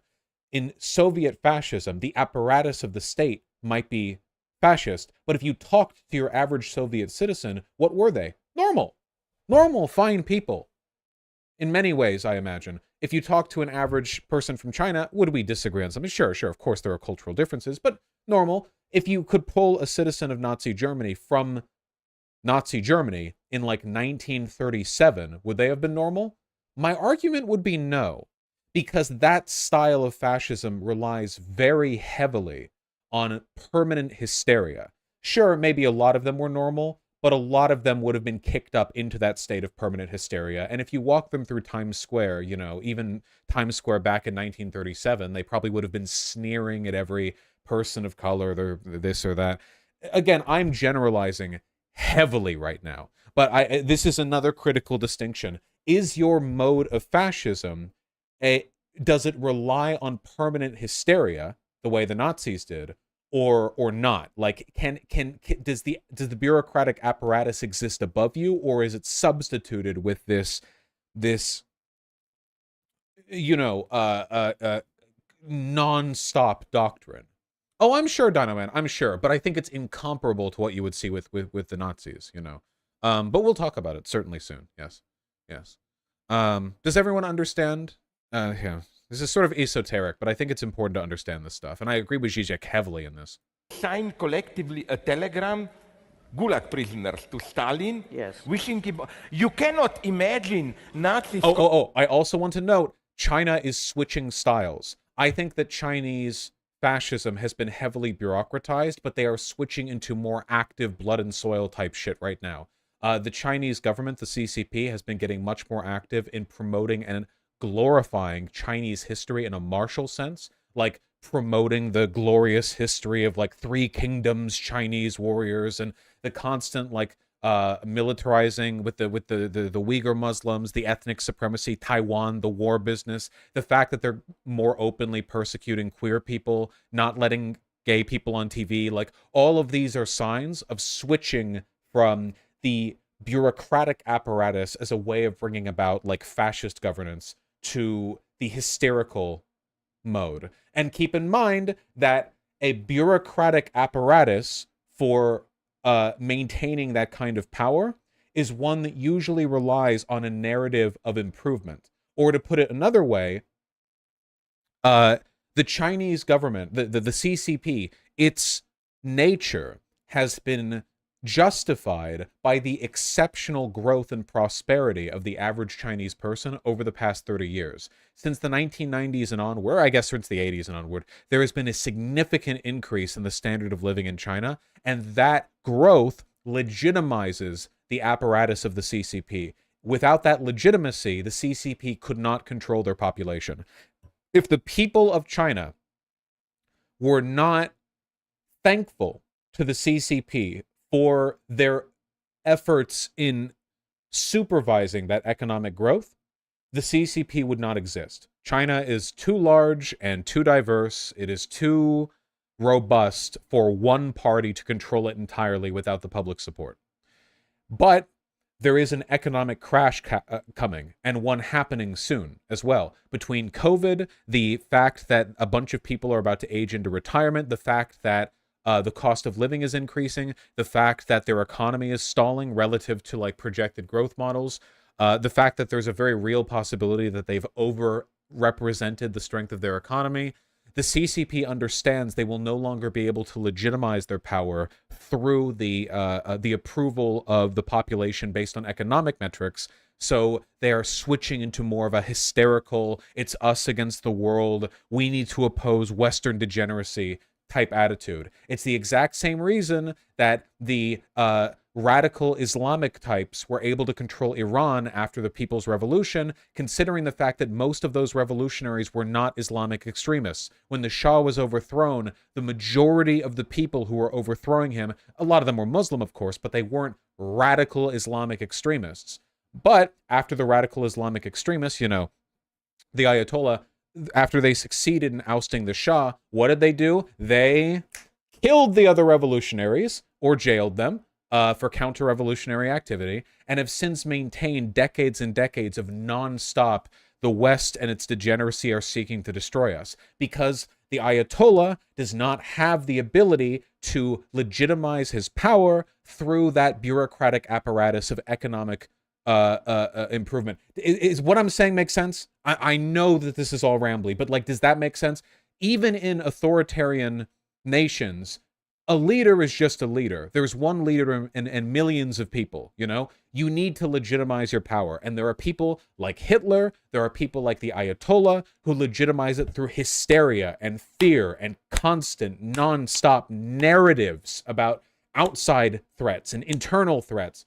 And then there are nations which are still quite fascist who maintain it through an apparatus of perceived legitimacy and competence, usually orchestrated through a bureaucracy, which achieves the same basic goals of governance while maintaining public support in a more procedural way.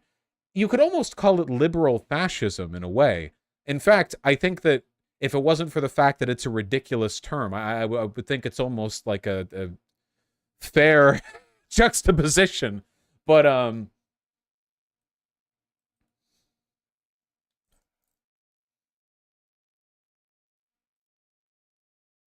like Singapore does that a lot. Yeah, the government of Singapore is here collecting all the Jews in Auschwitz to send a telegram to Hitler. You know what I think? I'll give you that. Yeah. Now, my explanation is a very something there. sad one. That's the perverted remainder of enlightenment. In Stalinism, you can be the lowest trash, vermin, shit, but at the same time, part of you participates in universal reason, and of course, it's all staged. I know that. It's Anyway. not, but you know, the universe of Stalinism is still a crazy universe of, again, universal enlightenment where even the lowest Trotskyite trash can be forced to participate in this universal truth reason. Is he a Stalin supporter? No. But what he's saying here is quite pointed.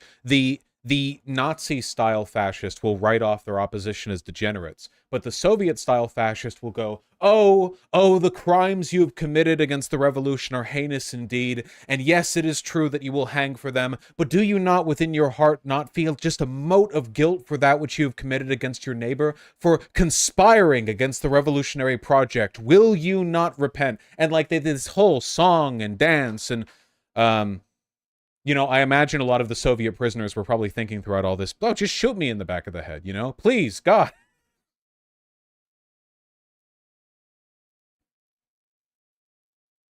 Bring me to the end of this. Oh, there's this little-known book called 1984, but if you've read it, this is the reason why the party imprisons Winston and tortures him for years, and then lets him go for a while, even though they're going to kill him anyway. Because the party considered to be in their interest to have a bunch of ghostly old men who everyone knows to have been arrested and are essentially on death row, wandering about as, like, icons of penitence, you know? Yeah, to have examples made of them, but also for them to be penitent, right? Like, not just them being, you know, crucified on Main Avenue or whatever, but also to have them, like, kept around as symbols of how, you know, even these wretched souls have seen the error of their ways in the end. That sort of thing. Pretty sure the Chinese use that tactic as well. Yes, they do! In fact, if I remember correctly, in many cases, one of the conditions for release from prison in China is that you have to apologize for your crime and then, like, thank the CCP or so. That's real, right? Hold on. Chinese prisoners apologize, thank CCP. I think I remember something like that being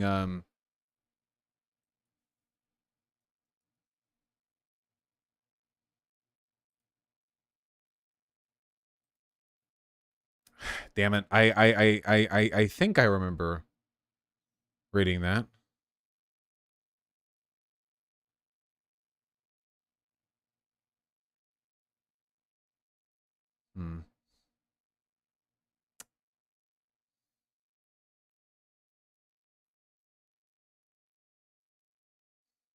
I can't see it in my Google search results. What kind of fascism is Saudi Arabia? I don't know if Saudi Arabia is actually fascist. I think they might just be, like, a proper theocratic monarchy. I don't know. I don't know enough about their system of governance. Islamofascist, I believe, is the term. Maybe. I'd have to look at it. They kind of do it with the death penalty. Death with reprieve is a criminal punishment found in the law of the People's Republic of China. Wait, this is the PRC. Wait, isn't the People's Republic of China currently in Taiwan? Is this just like a holdover term? No, ROC? Republic of China, that's it. Sorry. People's Republic of China, Republic of China. There we go, sorry. I always think of that as CCP and then, like, Republic of China, but I forget. If something has peoples in front of it, then that means it's communist. According to the Criminal Law, Chapter 5, Sections 48, 50, and 51, it gives the death row inmate a 2-year suspended sentence of the execution. The convicted person will be executed if found to have committed further crimes during the 2 years following the sentence. Otherwise, the sentence is automatically reduced to life imprisonment or a fixed term imprisonment if the person is found to have performed deeds of merit during the 2 years. Chinese courts hand down this form of sentencing as frequently as, or more often than, actual death sentences. This unique sentence is used to emphasize the seriousness of a crime and the mercy of the court, and is a centuries-old history in Chinese jurisprudence. Yeah, this is perfect. This is exactly what I'm talking about here.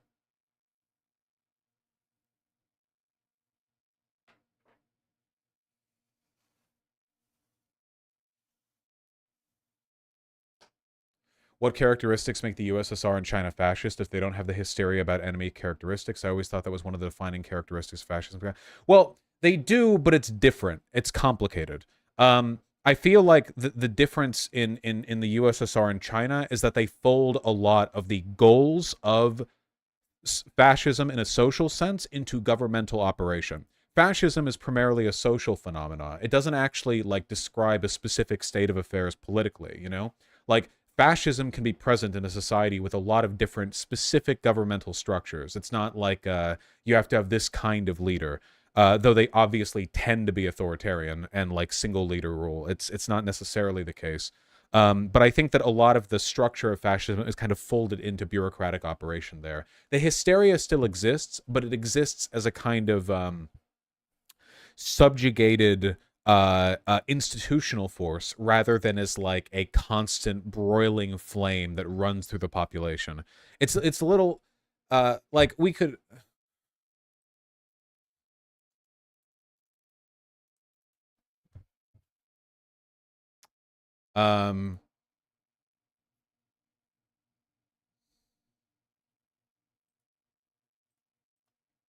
If you go by Umberto Eco's 14 Points of Fascism, which I find the most interesting and descriptive because I think that fascism is usually idiosyncratic and it usually pulls from a bunch of different sources, so it's not easy to just summarize in a single definition. A lot of the stuff here, if you look at it, all of these things apply to Nazi Germany. Most of them will apply to like radical elements of the GOP or like the Ayatollah or whatever. Like this stuff exists. But then you take the Soviet Union. And it's present, but in a very different way, right? So the cult of tradition, after like Lenin took power, a whole bunch of previously like revolutionary artists were kind of supplanted by the state. And what was it called? Like Soviet modernism? It was exactly what happened in Germany. Or not Soviet modernism. It's like this, the Soviet painting Stalin. The same thing happened in German. Soviet realism, thank you. The same thing happened in Germany, where it's like, okay, now that our leader is in charge, the only thing you can do is do, like, romantic brushstroke paintings of our leader. Literally, like, before like, the 30s, there were a fuck ton of, like, super avant-garde painters and everything in the Soviet Union. And then when Stalin took charge, it's like, nope, that's actually counter-revolutionary. Because to the Soviet, their term for degeneracy was bourgeois, right? Because they wouldn't just use bourgeois to describe the wealthy capital owners, which described many party leaders. They would use it to refer to things like Western homosexuality or art associated with progressive movements abroad or internally. So their degeneracy was folded into a systemic economic critique, but it was being done disingenuously. In reality, they were talking about degeneracy, which is why when you look at the 30s and onward, it's like, oh, sorry, you want to learn how to paint in the Soviet Union? I hope you like painting Stalin. Or at the very least, I hope you like romantic brushstrokes. Romanticism is an artistic movement, guys. I don't mean romantic like Valentine's Day. Rejection of modernity. Well, the Soviet Union was obsessed with modernizing. Well, if you think about it, so was the Nazi Germany. I mean, they were like super big in industry. So what do they mean by rejection of modernism? Well, they mean rejection of Enlightenment values. Guys, you'll never guess what a lot of Soviets at the time referred to Enlightenment values as, considering the fact that the Enlightenment literally brought about liberalism. You know? They call liberalism social fascism, so they reject a lot of liberal institutions and beliefs for being liberal, which is what Nazi-type fascists do, but for different reasons, admittedly. The cult of action for action's sake. There was plenty of Soviet propaganda all about the new Soviet man, right? The Soviet man was strong. They tanned, they exercised, they would act quickly if they heard rumors of seditious or counter-revolutionary behavior from their neighbors or their workers, you know? the new Soviet man was a strong man, idealist, a soldier, a Marxist, and fundamentally a man of action. The underlying traits, I think, preserve. I'm sorry, this is so rambly. I could do this for ages. Disagreement is treason. This obviously is Soviet in nature.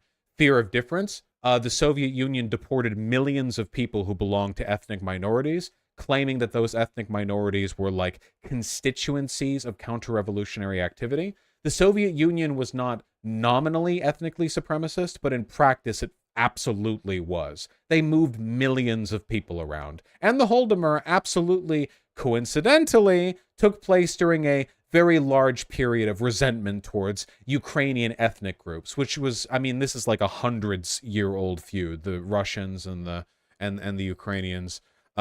Appeal to social frustration, rather than in the Nazi sense, you know, it's the German citizen is meant to be baffled and embarrassed by the ostentatiousness of the Jew. Instead, in the Soviet Union, it was more about the ostentatiousness of the piggish capitalist abroad. Of course, the difference here being that Jewish people in Germany were cool and fine, whereas members of the bourgeoisie abroad weren't cool and fine, even from a Soviet perspective. But it's still the narrative, right? They just settled on a better target there. Obsession with a plot. Stalin killed hundreds of thousands for accusations of counter-revolutionary activity. Humiliation of the wealth and force of their enemies. I don't know how much the Soviet Union did this, but in all the countries that were supported by the Soviet Union, the number one thing that they leaned on was this, right? Like, if we're talking Cuba, if we're talking Iran, Iraq, if we're talking, like, fucking, like, Latin America or Africa or wherever else, like, what do they lean on? The, like, anti-Western, anti-American... Guys, this is why so many leftists today are obsessed with anti-Americanism to the point of hysteria. This is like a fundamentalist attitude that they adopted then and continue to about, like, the Western aggressor that defies Marxist analysis and leans more towards just pure oppositional politics, which is what fascism relies on. I'm sorry. This is taken for... I'm so sorry. Does everyone understand what I'm saying? This is the different types of fascism, I think. I think it makes sense, ultimately, to think of these both as fascist. And I think one of the best ways that you can identify that they're both fascist is that there are people today, and people back then, frankly, Nazbol types, who effortlessly switch between idealizing both of them. The Soviets and the Nazis hated each other. They worked together for a time, kinda, early on, but they hated each other, and they were always going to fight, sure. But nowadays, you have people who look back on both the Nazis and the Soviets, and honestly, they just like the idea of one guy in charge, right? They just like... Clearly, there's some shared characteristic here that they're you know, hearkening to. Where's that other Zizek video? I'm rambling, and this is getting ridiculous. Save me from this. Zizek? A very not rambly person?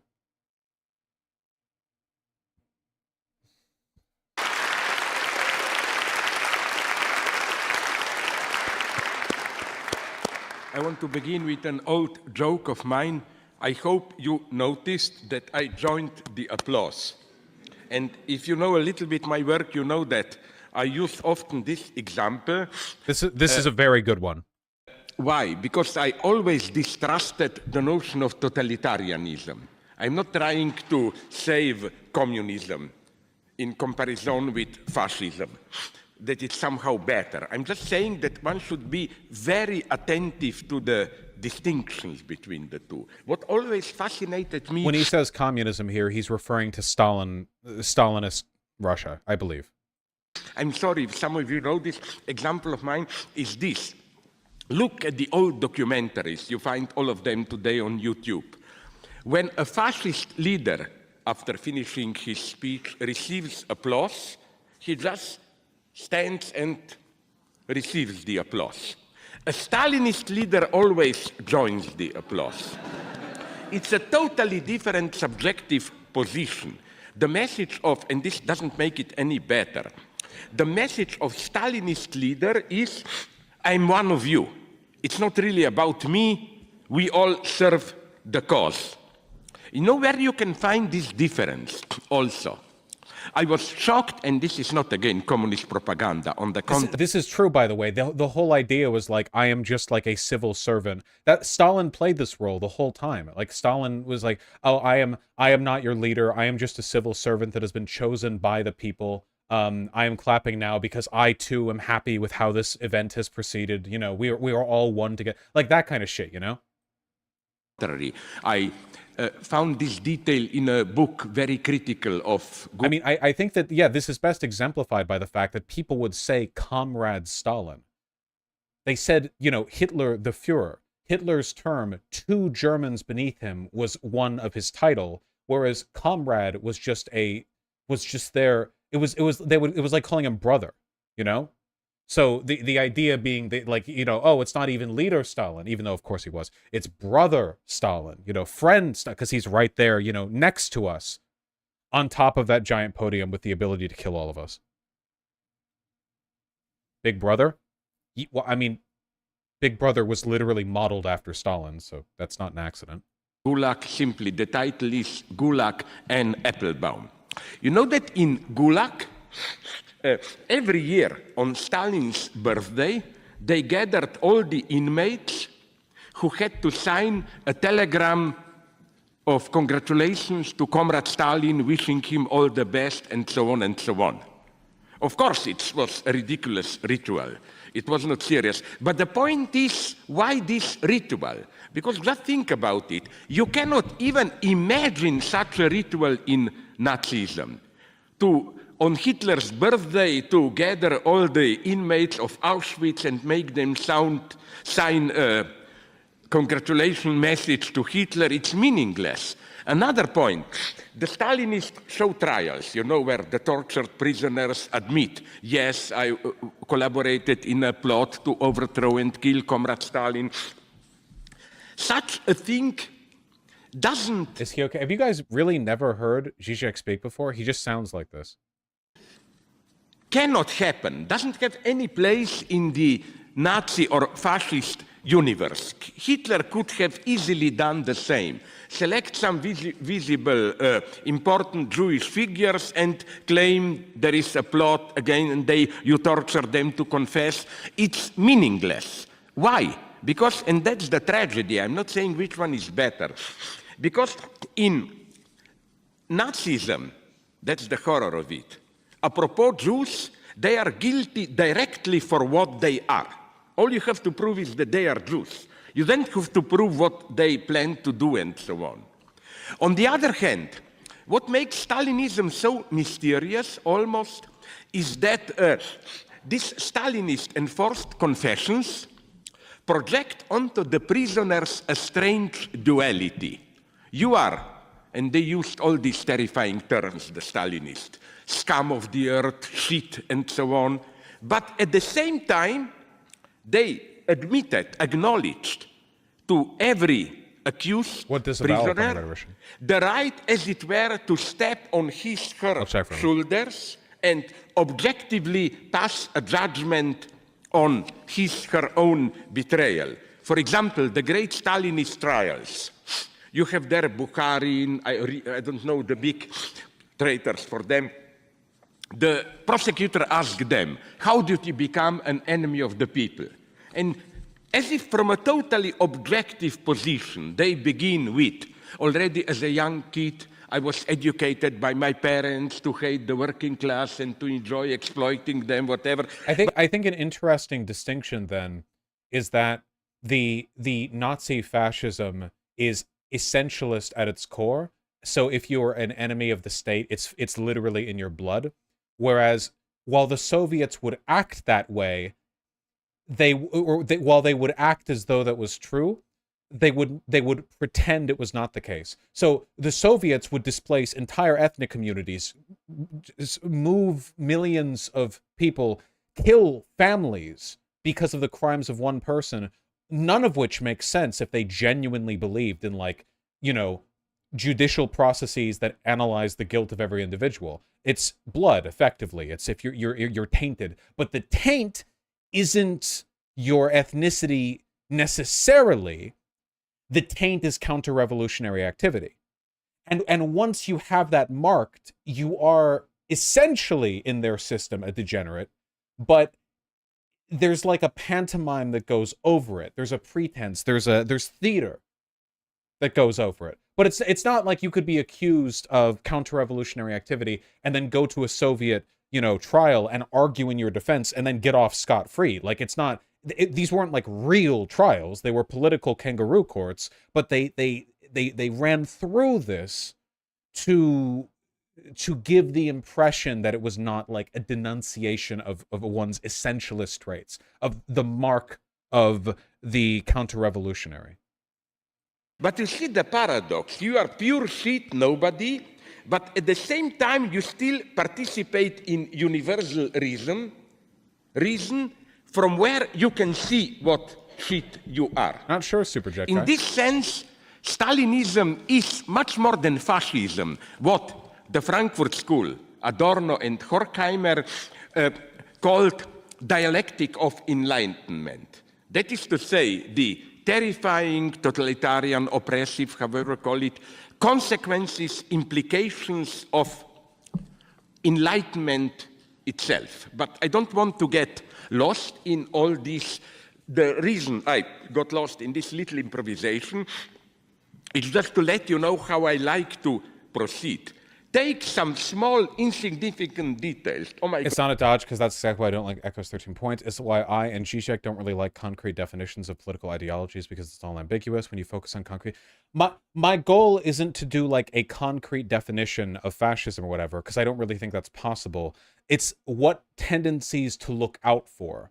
I think that there's a lot of pageantry that goes into the Soviet style or the Chinese style that makes it more ambiguous in a lot of cases. I think I would say, if anything, that Nazism is like a more direct or a purer representation of fascist ideology than something that's muddled with bureaucracy or with this pageantry, I like the Nazis were so direct about the degeneracy thing. It was very straightforward for them. And that's why a lot of analysis of fascism followed and relies on the Nazis, as opposed to plenty of other fascist governments that it could rely upon. They just tend to be kind of like the petri dish example. But it's more to me about what characteristics should you look out for and be worried about. Because when I say something is fascist, I'm also saying it's bad. There are no traits I would call fascist that I would say are good. So this is like a specific set of like warning values, like things to look for.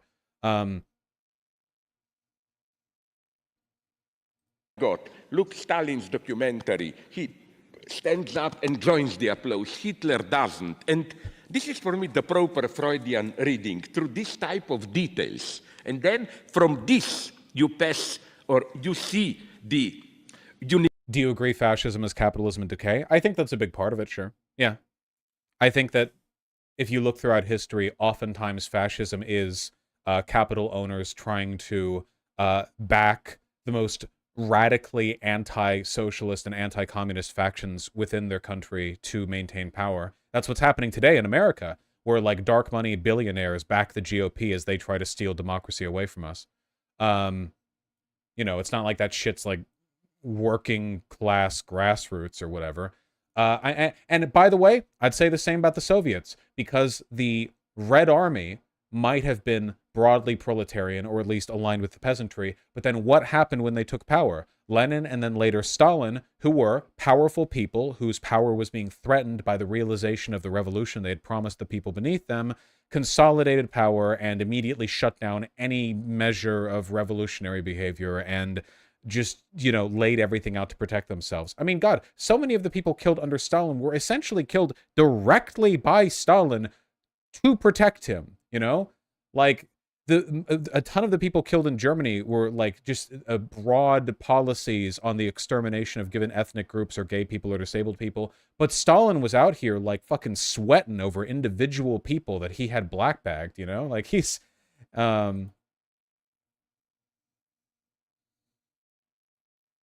the Red Army was absolutely not aligned with the peasantry the SRs were. Am I getting my history wrong? The Red Army didn't pull heavily from the peasantry? No. The peasantry was Mao's thing. No, the Red Army was like disaffected, like urban, rural, or like urban and semi-urban poor, right? For the most part. There were other groups that were more like peasantry oriented, and those ones got more fucked over in the end. Yeah. when people talk about Maoist versus Soviet style revolutionary activities, when they say Mao, they usually mean get the peasants together and then attack from the countryside.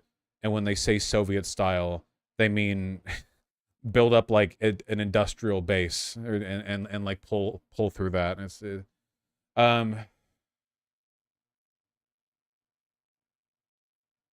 I think you can also see this in how both societies viewed science. In Germany, it was racial eugenics, and in the Soviet Union, it was Lysenkoism. Yep.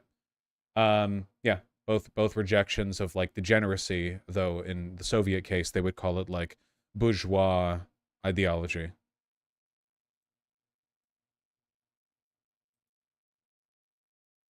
Well, this has been a fucking ramble. Jesus.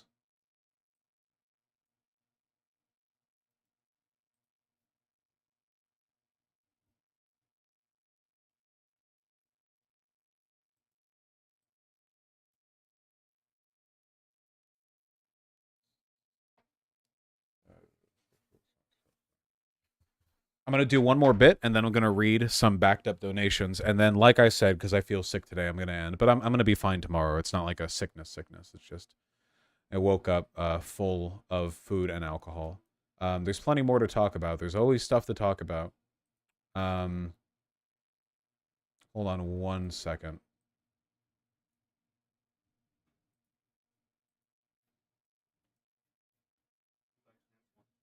No, I gotta focus. Thank you though.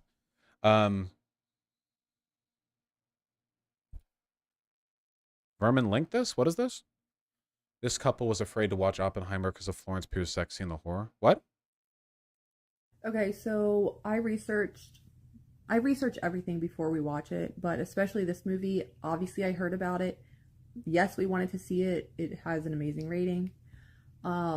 We prepared ourselves. I didn't know when the scene was going to happen, and I also didn't understand how the scene was happening. I thought it was just several minutes straight of, but it wasn't. It was actually broken up into like, it would do a flash of that, and then it would do a flash of normal life, and then it would do a flash of the scene, and then it was like very, back and forth. So it was really difficult to avoid it. But obviously, Well, my GF tried half-heartedly to cover my eyes with Florence Pugh came on because she was jealous. I'd consider that like a red flag. Unless that was like really fucking joking. I don't know, man. People like fucking grown-ass adults who get weird about shit like this. I don't know. my husband and I talk about everything. If we go anywhere or we go see anything, even if it's a concert, movie, an event, we have a game plan. We talk about things. What? Like, what if you get triggered? What if I get triggered? Really, the problem What? isn't what if you get triggered. The problem is what if I get triggered, because I don't want my night to be ruined by being triggered by something on a screen. Is this a porn addiction thing? What is the context?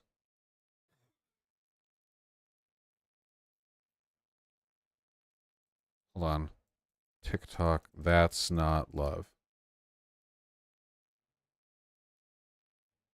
Addiction and betrayal trauma talk directly to me here.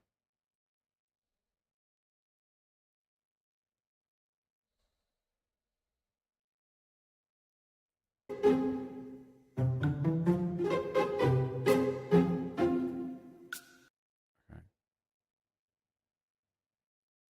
Is that she has Jesus shit in her hands?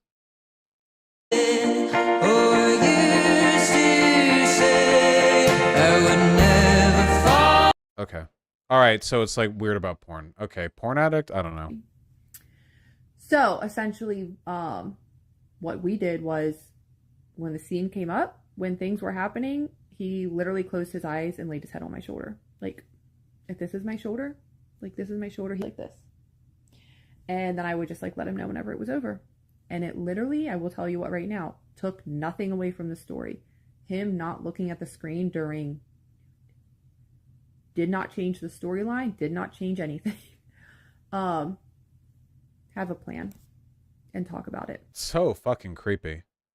This is a grown-ass adult. Yeah, it's just, it's so fucking weird.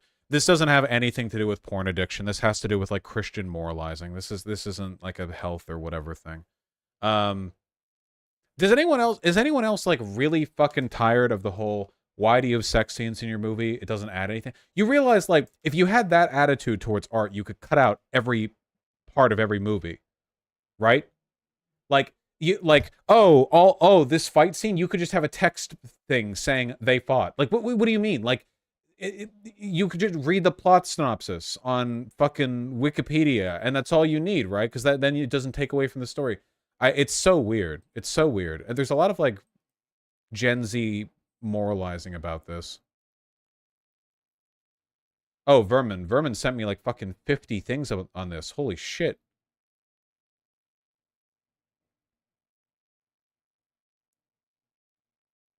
Vaush, look at everything in order, my dear. You don't get to determine my segments. What are you doing? Why you can look at these 20 DMs in order? What kind of power do you think you have?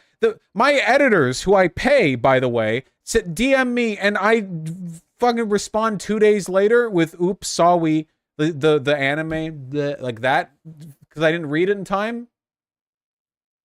Jesus. When was the last time you cooked me dinner, Vermin? Huh?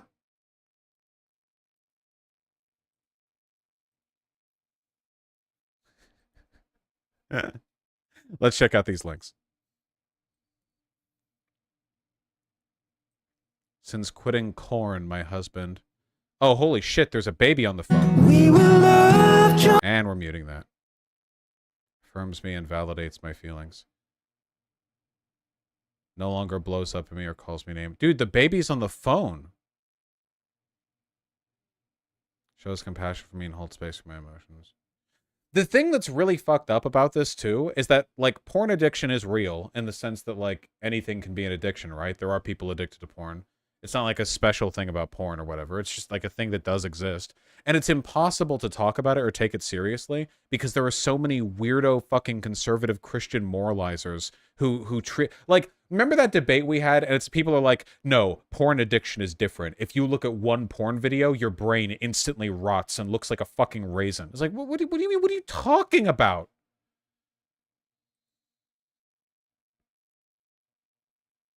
How is the baby using a phone? I would never give a phone to a baby.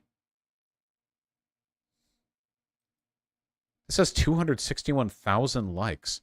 The baby's on the phone. That's very weird, and I don't like that. I don't like that at all.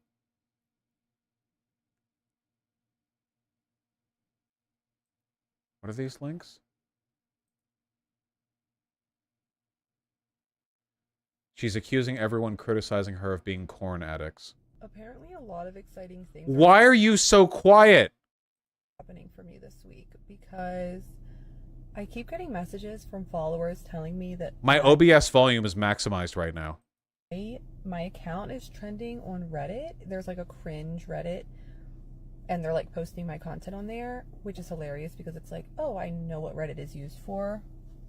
Pretty much every single woman I talk to who's been betrayed has been their boyfriend or their husband. A major part of their corn addiction is Reddit. There's tons of corn on Reddit, tons of like RAPE fantasy Reddits and stuff like that. And incel Reddits as well. So, not worried about that. The other thing is, I guess Barstool Sports on Twitter shared my video that I made about Oppenheimer. Just the video I made about how, like, my husband and I had to have a game plan going into it because we knew, like, we look up the parental guide for everything that we watch because I don't want to be triggered whenever we watch anything. I don't want to, like, if there's going to be lots of sex scenes, I don't want to watch it. If there's going to be a few, you know, case-by-case basis. They shared that video about that, and so now all of the corn addicts from Twitter are... Okay, I guess so finding me on here and commenting. This is why you can write off everything that she's saying. Because her video on the Oppenheimer thing was fucking ridiculous and worthy of scorn. And she's like, well, everyone who disagrees with me is a porn addict. This is Christian shit. This is like, oh, well, like her definition of porn addict is somebody who uses porn, who looks at porn. That's her definition of a porn addict.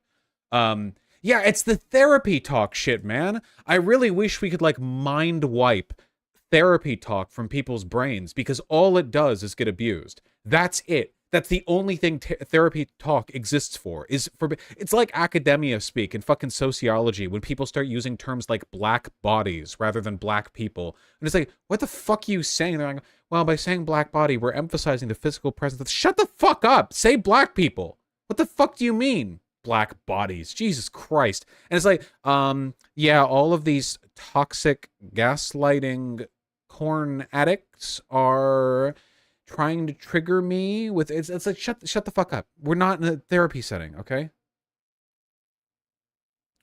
Please Vaush another link. I can never do a segment well enough for this bitch.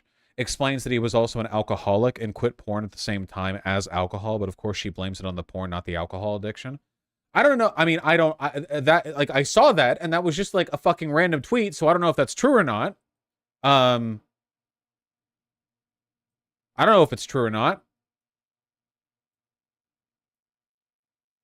Alcohol addiction being not only a psychological, but a physical thing. Probably a little bit more worthy of concern. Like, porn addiction is a real... Again, I'm not saying it's not a real thing. It's just like, holy shit, man. Send better warriors. Are, like, I guess finding me on here and commenting and stuff, which is also really funny because, number one, like, they are defending corn with their life and limb. Wouldn't it be nice if men got as upset about grape as they do about women speaking out against corn, or just having a boundary around it, like raising awareness around it, why it's damaging, why it's not ethical, why it's not okay. See, again, notice how she's not talking about porn addictions. She's talking about how porn isn't okay. Like, like there's no effort to even maintain an artifice of this being about like actual addiction, and just it's just a moral argument against porn. It's just anti-porn. One of the reasons that you, like, I've always said this, you have to have a huge red flag out for SWERFs, sex worker, exclusive, radical, whatever, like anti-sex, anti-porn. You can critique porn all you want. The porn industry's fucked up, man. That's fine, okay? However, like, being anti-porn conceptually, being anti-porn, like, fundamentally is like a warning sign for every bad ideology. You know, sex is such a fundamental part of who we are, and so much of the body politic, literally the body politic, orients around our relationship to sex, sexuality, nudity, exposure, porn, whatever. And for a person to have like a fundamental political opposition to porn almost always translates into like a ton of other bad beliefs and values. Why are there stars on Reddit or Twitter? I don't know. I don't know. This is like the TikTok version of me going like, hold up, guys, this might be DMCA. And it's a video that has like 1/8 of a second of a GarageBand default backing track or something. Why it's addicting, right? And why it should be or could be a boundary in your relationship. Anyway, I've noticed that a lot of the people that will comment recently, a lot of the guys, they'll comment like very specific like phrases or sentences, and I just block. And then within minutes, I'll get another comment of the same exact thing. And when I look at the profile, it'll say like Oliver Smith, 0 followers, 0 following. It's just bot whining? Okay. Like zeros across the board. Like obviously this account must have just been created because they have 0 likes. Like they have like absolutely again and again. So these men are so corn addicted. They're so corn sick, men and boys, that they are, and they're so triggered by that video that they found on Twitter that they come onto TikTok and make multiple profiles. Like they're investing their time into this, making multiple profiles to say right now, like if you're not single right now, like you probably will be the rest of your life. It's just so sad. But if you're struggling with porn addiction, if you're struggling with betrayal trauma. What is betrayal trauma? Wait, hold on. Can I get a video on betrayal trauma? Can I learn what the fuck that means? Being dumped / cheated on. I guarantee you that she would define their partner looking at porn as cheating on. Like, it's like one of those ladies who like catches their husband jerking off or something. Why is Makima here? You are literally a girl. Why are you hating like a man? You are literally a girl. What? Why? What? Okay, I don't understand TikTok culture. I'm sorry. I'm sorry. I'm almost 30. I'm sorry. I just want to know what she means by betrayal, whatever. I love how on TikTok there's no way to like fucking title a video. Well, I mean, I guess you can with the thumb or whatever. Whoa! In a towel? Isn't this kind of like making porn? Depending on how like Christian you slide the slider.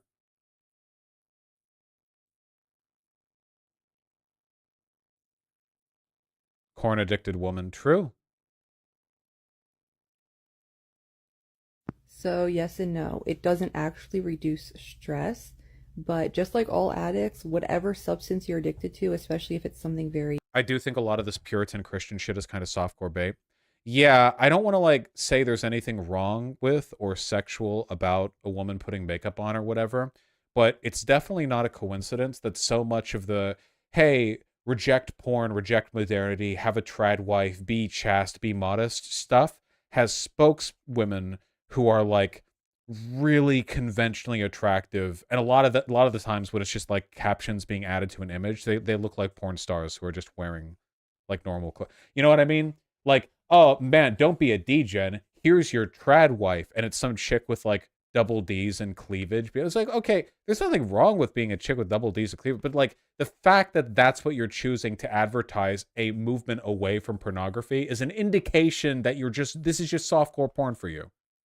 very hard, like, meth or heroin, even alcohol or What? nicotine. People, so yes and no. It doesn't actually reduce stress, but just like all addicts, whatever substance you're addicted to, especially if it's something very hard, like, meth or heroin, even alcohol or nicotine, people will tell you whenever they're addicted to that substance and they're doing it every day or every other day, they will say to you, I need this to reduce. Okay, comparing things that have a physiological addictive component to things that are merely psychologically addictive is always a red flag. Like all of the things that she just described are literal fucking chemicals that you put into your body, not just things you do or look at. Stress, but what they're doing is causing more stress. What they're doing is contributing to stress, anxiety, depression, and a plethora of other awful side effects. But when they get that dopamine hit, they have a momentary relief of stress until... I feel like corn ruined our relationship, and IDK how to fix it. That's what happens when you marry a farmer. All they care about is growing their corn. So true. Their body is craving that other hit of dopamine, and which leads them back to doing it over and over and over again. So, yeah. Berman said the one next to this is betrayal trauma. This is betrayal. Okay.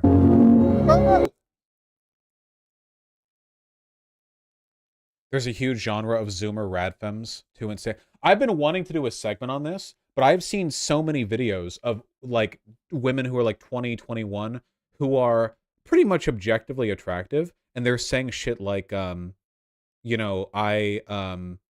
feel like I've never been in a relationship. I've never even kissed a guy. I'm gonna die alone.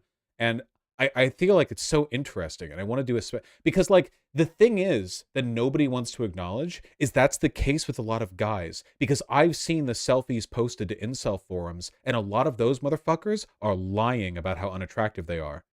A lot of them look not just fine, but pretty good. I mean, this is the first thing everyone said about Elliot Rodger, right? When he did that, the fucking shooting at the university. He was like, whoa, why is this guy an incel? He looks fine. It's like, well, because it's a mental thing, right? And then you have like the femcells, and the femcells, some of these, I don't actually give a shit about like number systems or whatever, but like fucking 7 out of 10 chicks or whatever are like, yeah, I've never kissed a guy. And okay, to be clear, I think the incel shit is pretty pathetic when men do it. And I think it's pretty pathetic when women do it, okay? I want to roast them. But I want to do the loving roast, right? Where it's like, you can do better. But we have to do that with the chicks too, right? Because it's like, hey, you, first of all, like it's the same shit with the incels, right? Like, first of all, lower your standards, okay? I know that fucking half of you, actually attractive 20-somethings have standards for men that are determined entirely by like shoujo romance fucking manga or like Disney movies. Get over your shit, okay? Yeah, guys are fucking disgusting. I know. I sleep with men, so I would know. Find better one. Try harder, okay?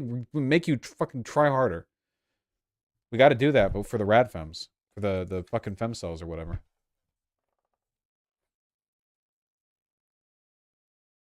How's one socialized to be a femcell? Okay, here's the problem that you need to understand, okay? A lot of it comes down to our expectations. Like, you know how there are a lot of guys who are like, wow, this bitch elbow too pointy or whatever, 2 out of 10, she's like hot and he's not, you know? Women do that too, but the thing is, like, I think women do it a lot worse because the problem you have to understand, and I can say this as a pansexual, okay? Guys just are worse. I'm sorry. If you're looking for love, men are so emotionally closed off and put so much less effort into their appearance.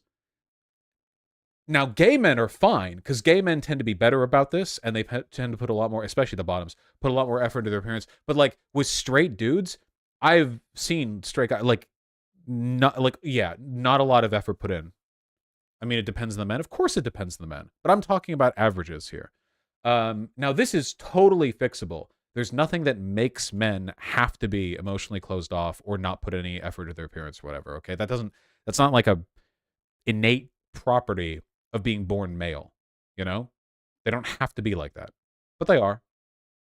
So I understand that a lot of women are going to think like, you know, I want my back blown out. Like I want to pop my pussy on a fat meat stick. But it needs to be the right guy. And then you're 23 and it's like, whoa, I've interacted with thousands of men since turning 18 and they suck. What do I do? And the answer is, well, the answer is the content of the video that I would make, I guess. So we'll get to that when we get to that. Oh, right.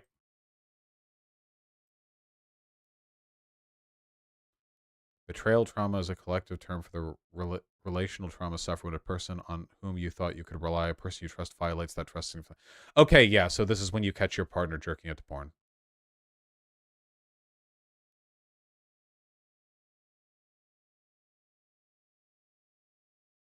These fucking cross-throws. Therapy language? I hate that shit, dude. I hate that shit so fucking bad. Anon says, we had a fight about my betrayal trauma yesterday, and he said I shouldn't care about this. I don't know what to do. I'm broken. What a Giga Chad boyfriend.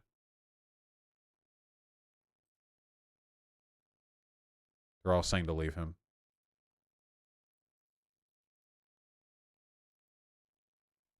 Yeah, I actually feel like if you're in a relationship and somebody starts busting out like therapy language at you or what, I think that's like a huge red flag, honestly.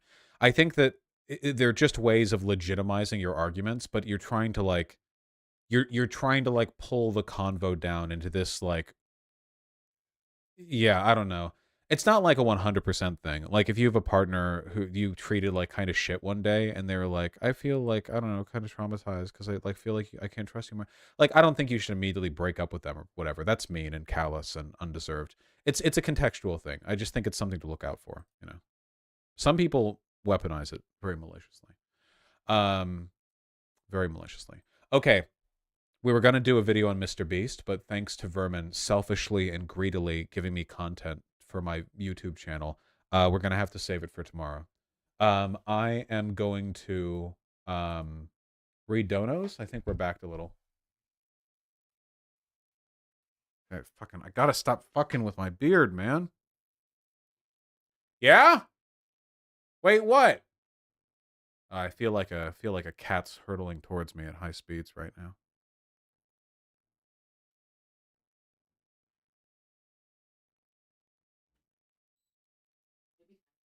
Baby time. He is truly the most baby of all babies.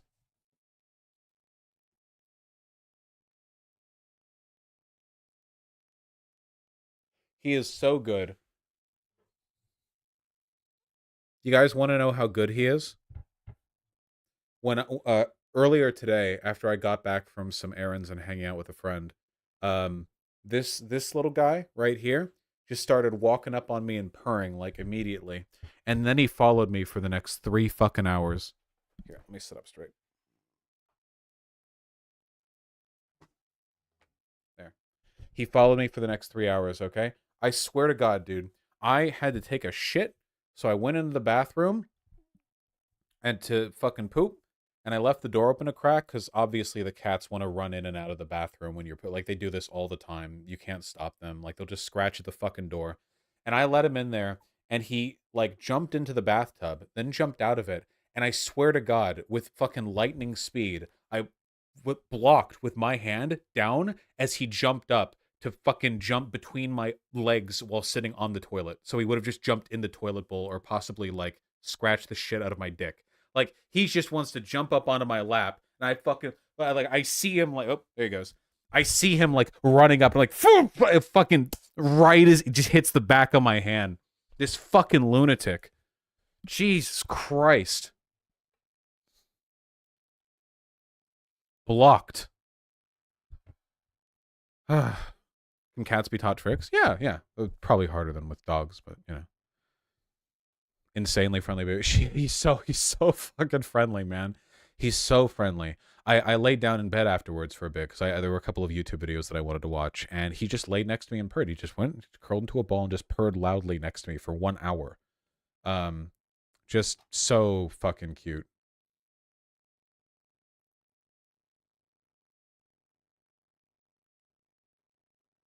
Hey, Vermin, I can show that video of him harassing Pigeon this morning, right?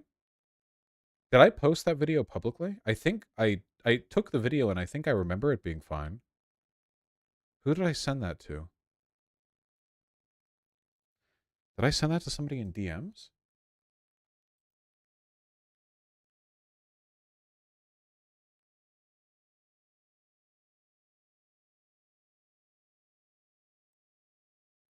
You can and you have not. It's in the group. It's in the group chat? Okay, cool. That's right. Yes. I sent it to the group chat. We showed that, Summerstar. Hold on. This one's really good. You guys are going to like this a lot. Can I show this without, like, revealing the group chat? Sorry. Okay, I can. Cool. Here we go. Now we get to observe Boobin doing his favorite thing on Earth, harassing the shit out of Pigeon.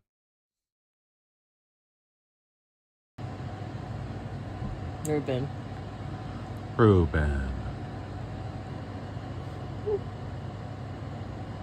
Ooh. Be nice. What are you doing? Yeah. Ruben. Harassing her.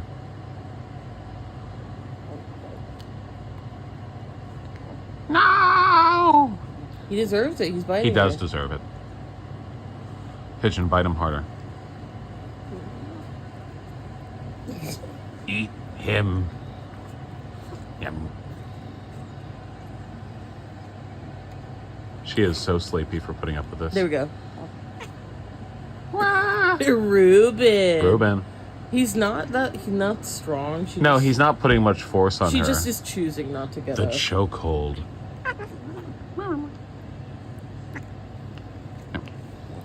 No. And awake. You're so annoying.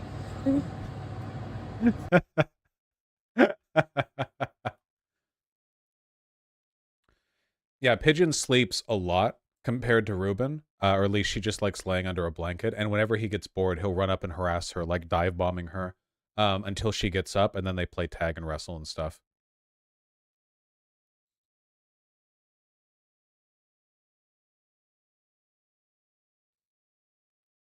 He's really cute.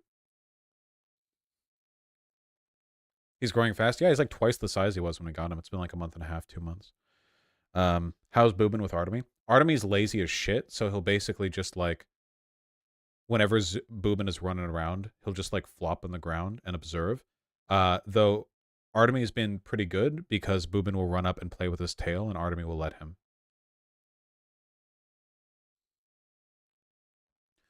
All right. We are going to read donations and stream tomorrow. What is this?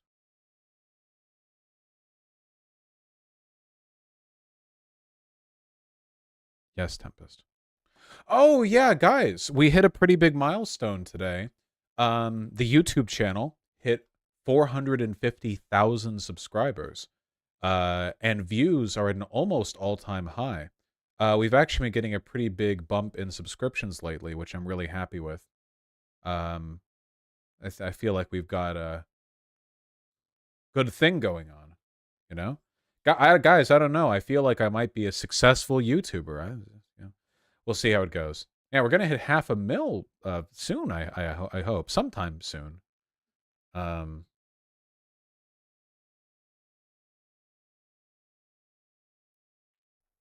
You've kept out of drama for 5 minutes. You're growing. Whoa, hold on. The Anna Kasparian thing just happened. No, I want to focus on the stuff that I think I'm best on. Obviously, I like political analysis, but I want to talk a lot more about social stuff. The video on double texting is doing ridiculously well right now, which I'm really happy with. And I think it's a strong reminder of something that I've always said, which is that one of the most effective way to deliver political messages is to package it in what people do care about, what they are talking about, and to talk through that, to relate it to issues that people are concerned with, to link it into the stuff they experience daily. Because esoteric political analysis is great for the mind and everything, but on a day-to-day basis, I talk about fascism a lot. I don't encounter fascism in my day-to-day. Maybe I see news lines, but I don't encounter it. Do I encounter feelings of loneliness every day? Well, no, because I have your mom, and I'm very well taken care of in that respect. But if it wasn't for her and all the others, then I would maybe feel loneliness sometimes. Okay, I'm sorry. Let's read this. Lily Artemis, thanks to $5. I think that the final big episode of The Owl House was better than the two previous ones, but ultimately there's just no way to get around those pacing issues. The show got well and truly buried. But Siggy Sigvold, thank you for the...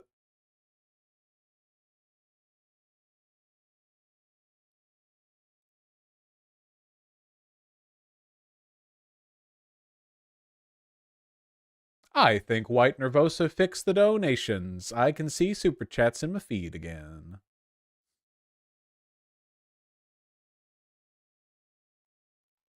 That makes this a lot simpler. Paul DSSB, thanks to tier 1 sub. Johnny America, thanks to $10. I did not see Keffel's debate with the human pet guy. He is a remarkable character, and I respect the commitment to the bit. Siggy Sigbald, thank you for the 666 ARS. That's incredibly kind of you. Zizek Hart, I agree. Zizek Hart. Zizek's had plenty of bad takes, but goddamn, man, when he has a good one, he delivers it like none other. I love watching those videos. Thank you very much.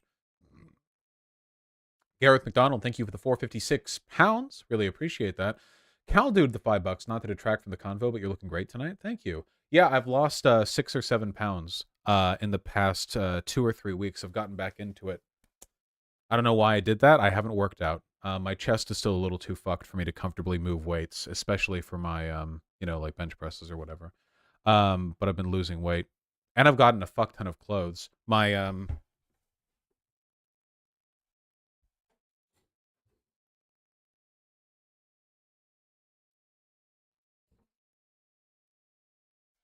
basics came in with all of my t-shirts, which is the simplest thing in the world, it's not like that's a big thing or whatever, but having a bunch of neutrals to pair outfits with is going to make it so much easier to have modular outfits in the future. So I'm happy with that.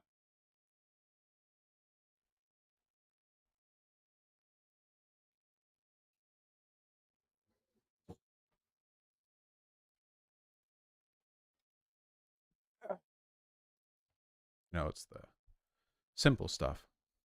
Modular outfits? Yeah, outfits that you can just kind of cycle through and mix and match and not have to worry about constructing a specific outfit. Yeah.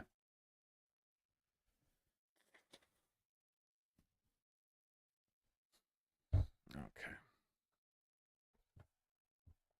Red Redstone, thanks the tier 4 sub. Just saw Das Reingold at the CO. Also my sub lapped kisses. Nice! First of all, thank you. Second of all, I hope you had a good time. Well on. Thank you. Vaush, you keep playing like you're a sex god, but it makes no sense for your character. You like to stay home. It's true. I hate going outside. That's usually why when I say anything that sounds braggadocious, I play it up so much that people hopefully understand that I'm trying to make a joke out of it. Hinkle is now a 9/11 truther. No, he's not. Hinkle doesn't believe in anything. He'll say anything. It doesn't matter. He doesn't believe it. It's completely pointless. Every day in Falris, thank you for the $5 both. Yeah, Falris, that's bureaucracy for you, right? Layla Spellwind, thank you for the $5. Every day on this channel is Love for Trans People Day. It's an unchanging feature of the content. Zest with the $5. First time stream, realized I wasn't subbed to your main channel, only the Vaush pit. That's at least one. At least one bring over from the Vaush pit. There it is. Shroom Ray and Layla Spellwin, thank you for the 5 both. Really appreciate it. Yeah, Layla.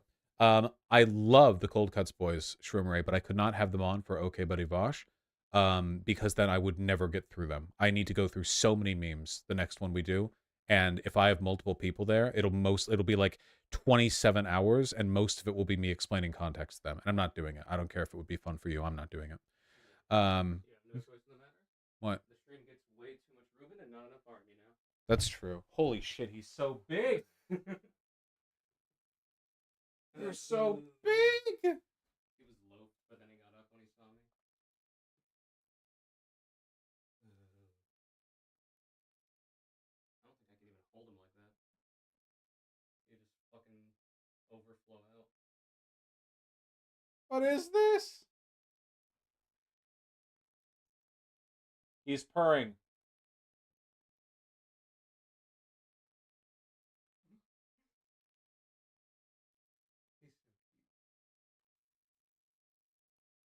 You're so heavy.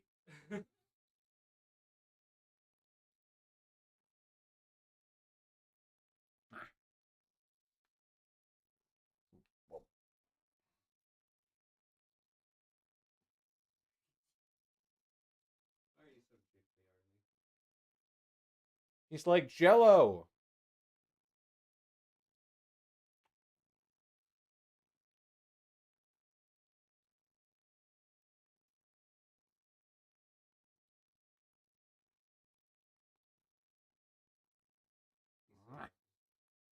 He's a big boob.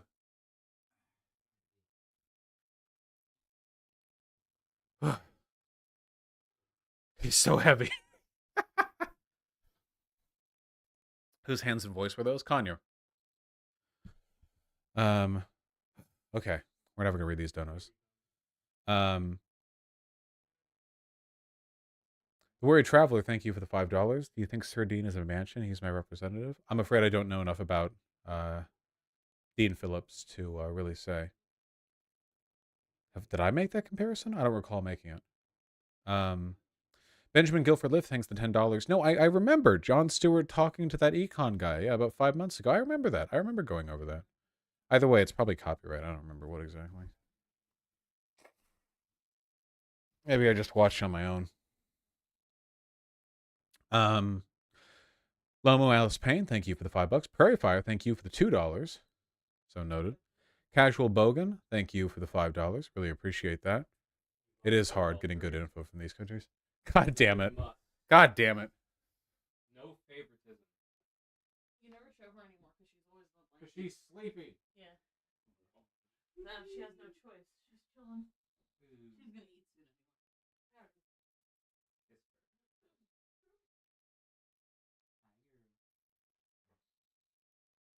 Look, it's like I'm unfolding a chrysalis.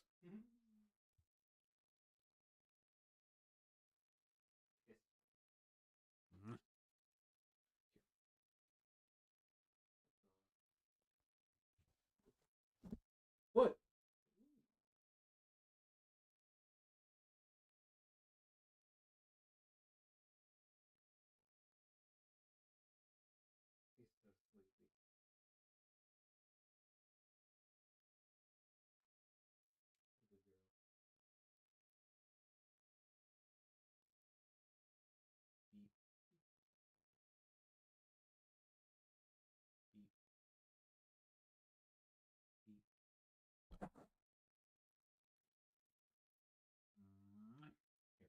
Don't put none over there.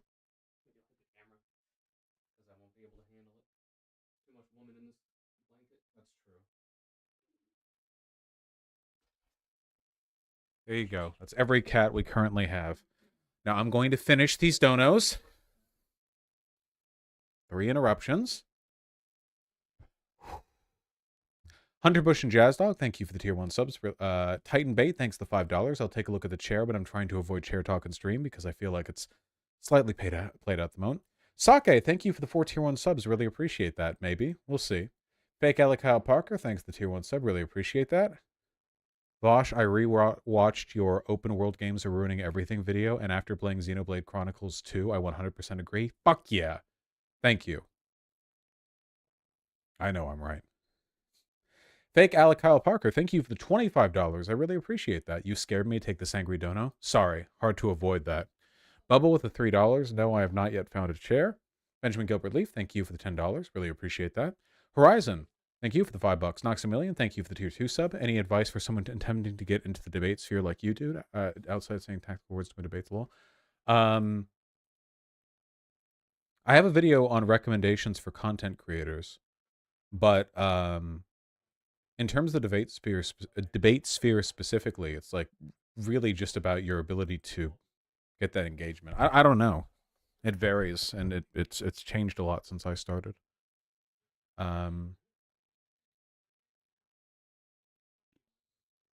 KCJ, I've looked at it off camera. It's just you spammed over and over, and it was really annoying. You've already been banned like 50 times. I do love your wiener dog. Very cute. Tux Temperament, thank you for the $10. Ruby Me, thank you for the 5. Ryan Dude, thanks the tier 1 sub. Prairie Fire, thanks the 2. Marin, thank you for the $10. Really appreciate that.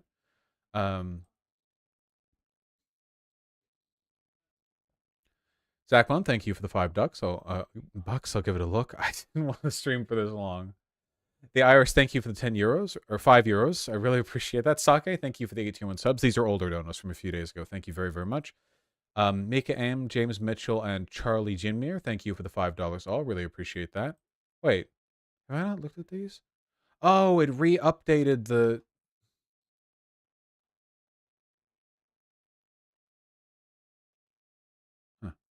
Inkamoy and Zachman, thank you for the 5 both. Really appreciate that. Yes, Google does take 30% from YouTube Super Chats.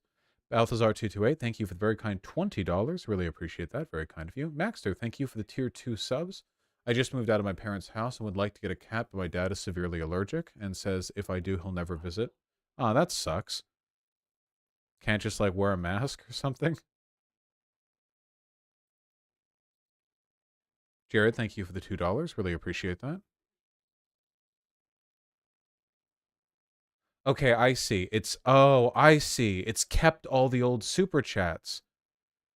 Because now the feed is looking for them, so it pulled them from the old... Ah, so they were hidden on the site. Okay. I see. Semilocon, someone. Semilocon again. Thank you all for the tier 1 subs. Really appreciate that. Quentin Zorn, thank you for the $10. Really appreciate that as well. I'm afraid this Imager link isn't working. Not the first time that an Imager link hasn't worked for me today. I'm not entirely sure why, but I appreciate it anyway. Kaiser K, thank you for the $5. I'll give it a look. Witch Flowers, thank you for the $5. It's my 20th birthday on the 12th. Need some validation. I think that you and all your rat friends and the cake are all great. This is very impressive makeup. That's a really sharp, not a wingtip, inner wing? That looks really good. Good job.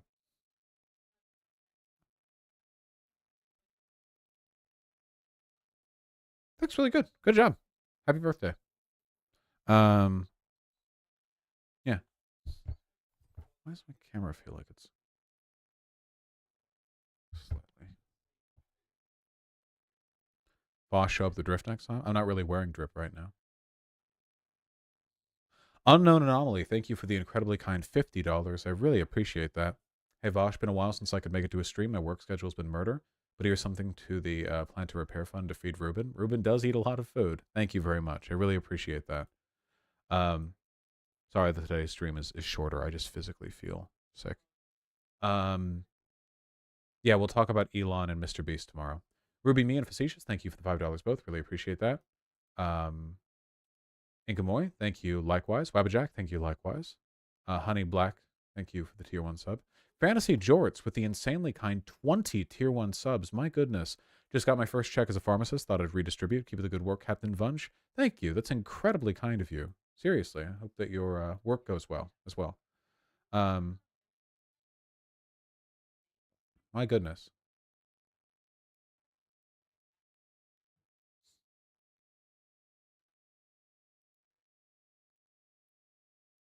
I ate so much pasta, guys. Softball, thank you for the $10. If you like MC because of mechanical esotericism, then you'll love My Summer Car. Has both the complexity of building a car and the nuance of living in 90s Finland. I think I saw a YouTube video about this. I'm so fucking distracted. Holy shit. Door! I couldn't close the door because there was a ferret plushie in the way.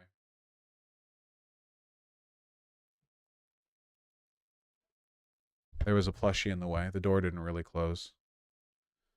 Obscene Doogie, thank you for the tier 4 sub, making a little more money now. Nice, happy to hear that. I'm really I'm glad. Now I am too, because you gave me a tier 4 sub. Juliet Mindset, thank you for the tier 1 sub. Leverworm, thank you for the 5. Fantasy Jorts, thank you for the tier 2 sub. Really appreciate that. The Bungus, I've been there. I promise. Thank you for the 5 the second way. Thank you likewise. The Palminator, thank you for the tier 1 sub. Crooked, thank you for the tier 3 sub. Really appreciate that. Did I really not read this many donos? Why do I leave this much work for myself in the future?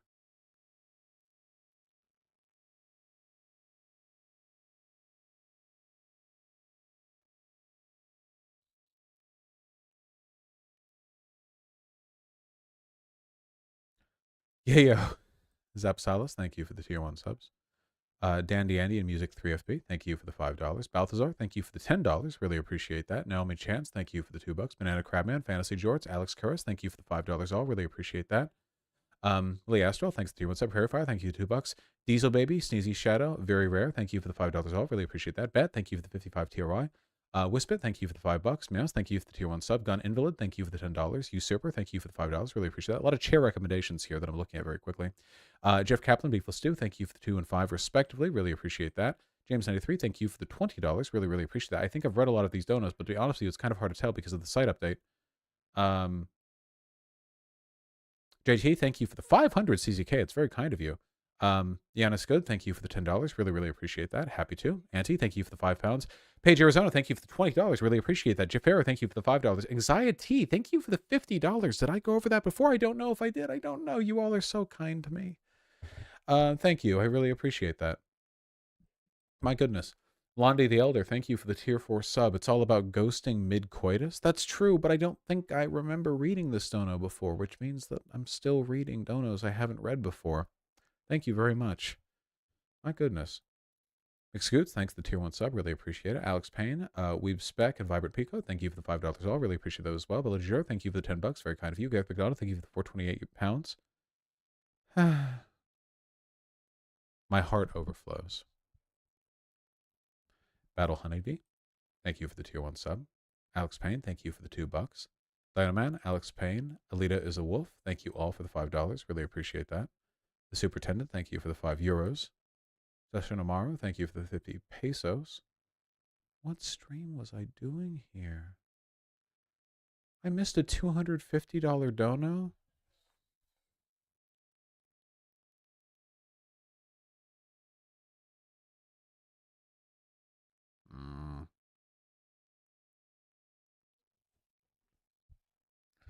Good luck, CRA, with the naturalization test. And thank you for the $5.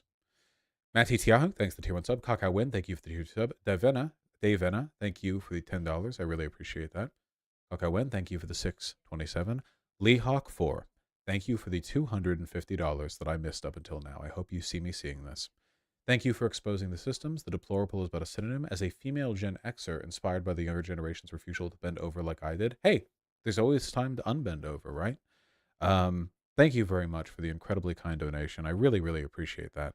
And I'm genuinely delighted to know that you take any inspiration from the behavior of modern young people. They are doing a lot of stuff right, certainly compared to their predecessors. They are. They are. Thank you. Padma Enjoyer 1, thank you for the very kind $21.37. I'll take a look at the Polish stuff, but later. I'll take a look at this link. Mr. Slen, thank you for the 5 tier 1 subs. Really appreciate that. Thank you very much. I see you in chat over there agreeing. Thanks for the additional tier 1 sub and the additional tier 1 sub, Mr. Slen, my goodness. Felson Forma, thank you for the tier 1 sub. OS Crane, thank you for the $10. Very kind of you. Really appreciate that. Happy to hear you have gotten your first paycheck as a professional book editor. Fantasy Jorts, thank you for the $5. Sake, thanks for the 8 tier 1 subs. Really appreciate that. Cleek Tessie, thank you for the $5. Mike from MMA, thank you for the $5 as well. Robbie Sals, thank you for the 5. Samantha Arbergi, thank you for the $10. Airlock, thank you for the tier 2 sub. John Paul Cooler, thank you for the $20. Okay, these are the donos from today. We're looking at today donos now. Have some dosh for my second paycheck of my new job as thanks to the fun streams. Also Metal Gear soon. God willing, yes. I just feel like I've been playing catch up with political stuff for so long now. Oh my god. There's so much stuff. Laura Srat, thanks to the tier 1 sub. Your local Mosadeg, thank you for the $20. Really appreciate that. Non-Olive, the $5 says, hey Vaush, I started reading House of Leaves and holy shit, it's good. I'm only on page 70 and I'm already so invested. It is very good. It's considered a modern horror classic. I still need to read more. I don't even know if I made it 70 pages in before I got distracted by literally every other thing in my life. Glad you're liking it. Save Point, thank you for the $2. I have not seen the new Teenage Mutant Ninja Turtles movie. Skeptic Buffalo, thank you for the $10. Really appreciate that. Lego Han Solo, thank you for the $5. If someone found a video they want you to react or make a response to, what would be the best way to reach you for it? Email, but no guarantees. I probably go over on stream 1 video for every 100 I'm sent. I just get sent a lot. I get sent a lot.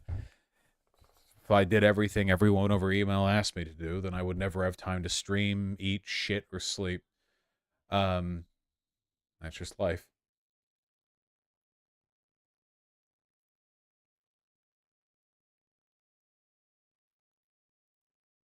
OS Crane, you're here. I'm happy to hear that. Lost Partridge, thank you for the $10. I'm a white veteran, male with a southern accent, who is for gun control, queer rights, body auto, advice on how to stop red hats from coming up to me looking for me to agree with their insanity. That's a tough one. You know, I think that to a lot of people, you'll be a breath of fresh air. That you look the way you do and feel the way you do. I think that I think watching Beau of the Fifth Column would probably be the best recommendation here because he so well aligns with what you're talking about. But I also think it's kind of like trying to be politically divergent in a workplace where people disagree with you, you know? If you are self-evidently and assertively yourself when people challenge you on it, I think that eventually people get the gist, you know? Like if someone comes up to you with some bullshit, you're just, what? I don't agree. You know, like take for granted the rightness of your positions. Never feel insecure or that you have to defend or justify yourself. That's the mistake a lot of people make when they're in an environment where people mostly disagree with them. They think, oh, I have to be a constant combatant. No, you don't. Because it makes you look like you have to put a lot of effort in, which weakens your position innately. Make them feel like they're the insane one. You know, maybe you live in a small town, 100 men come to you in a day and they say some pro-Trump conservative bullshit, whatever. Make every one of them feel like they just walked into a fancy dinner party in shorts and sandals, you know?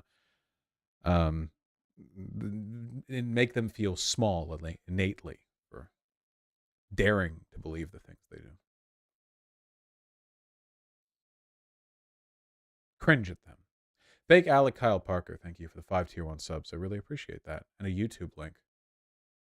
I was about to say I'm not going to look at this because I really want to go, but it's 2 seconds long. That's pretty short. You're just coping. You're a Zelensky simp.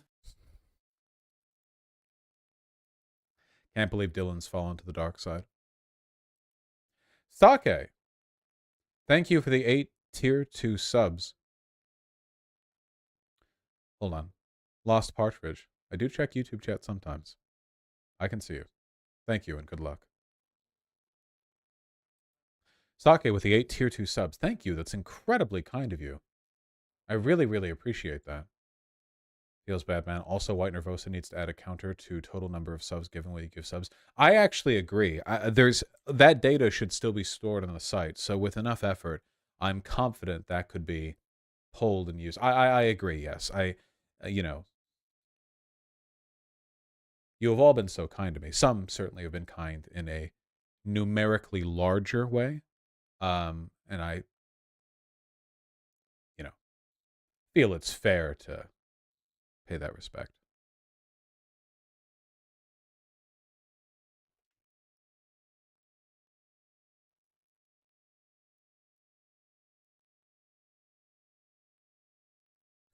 Maybe any. What is this link? You are remarkable, Sake. How many times have you donated stuff that you know for an absolute fact will make me lock up DMCA wise? You're incredible. Maybe I feel the audio is probably edited. No, you stay here. I'm in charge. It's not. The audio is not edited. I can't. You think that's enough to skirt DMCA on a live stream? You're insane. You're insane. You are truly incentivizing me. No, it is edited, but it's not necessarily edited enough. I don't know. This is what gets me. Guys, it's like Twitch TOS. I don't know where the line is. The one time I got a DMCA strike on a stream, I showed 6 seconds from fucking Kill a Kill. It's so risky. It's like risk like 6 digits dollars of money and a month of not streaming on meme. I can't do it. It's too dangerous. I can never do it. Now, YouTube is kind of whack lately. Tipster got 7 days recently for nudity, and we looked at the timestamp and there wasn't shit. Yeah, it's so nerve-wracking. It's so nerve-wracking. I think I have seen this before, though. This video is 2 years old. Yeah, I have betrayal trauma from YouTube. That's true. It is true, though. I am as tall as Tom Hardy when he's wearing the platform shoes that he wore for this, I assume.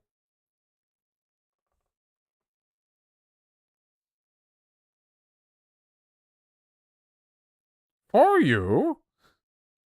Stupid. It'll be soon, folks. Very soon. Sake? Dr. Strange? It'll be soon. All right. That's quite enough. I got interrupted so many times in my effort to skip out from here. I'll stream tomorrow morning. Obviously, I'm going to send you guys over to Zan. Easy clap. I'm going to send you guys over to Zan. I hope you all have a wonderful time over there. Make sure to tell him that I love him. I'm going to, I don't know, shut my brains out until I feel better. And by tomorrow, I'm sure I'll feel better. Take care. Take care, everyone. Love you. I will see you very soon. Where is the Xander Hall button? Why do I always... There it is. Take care.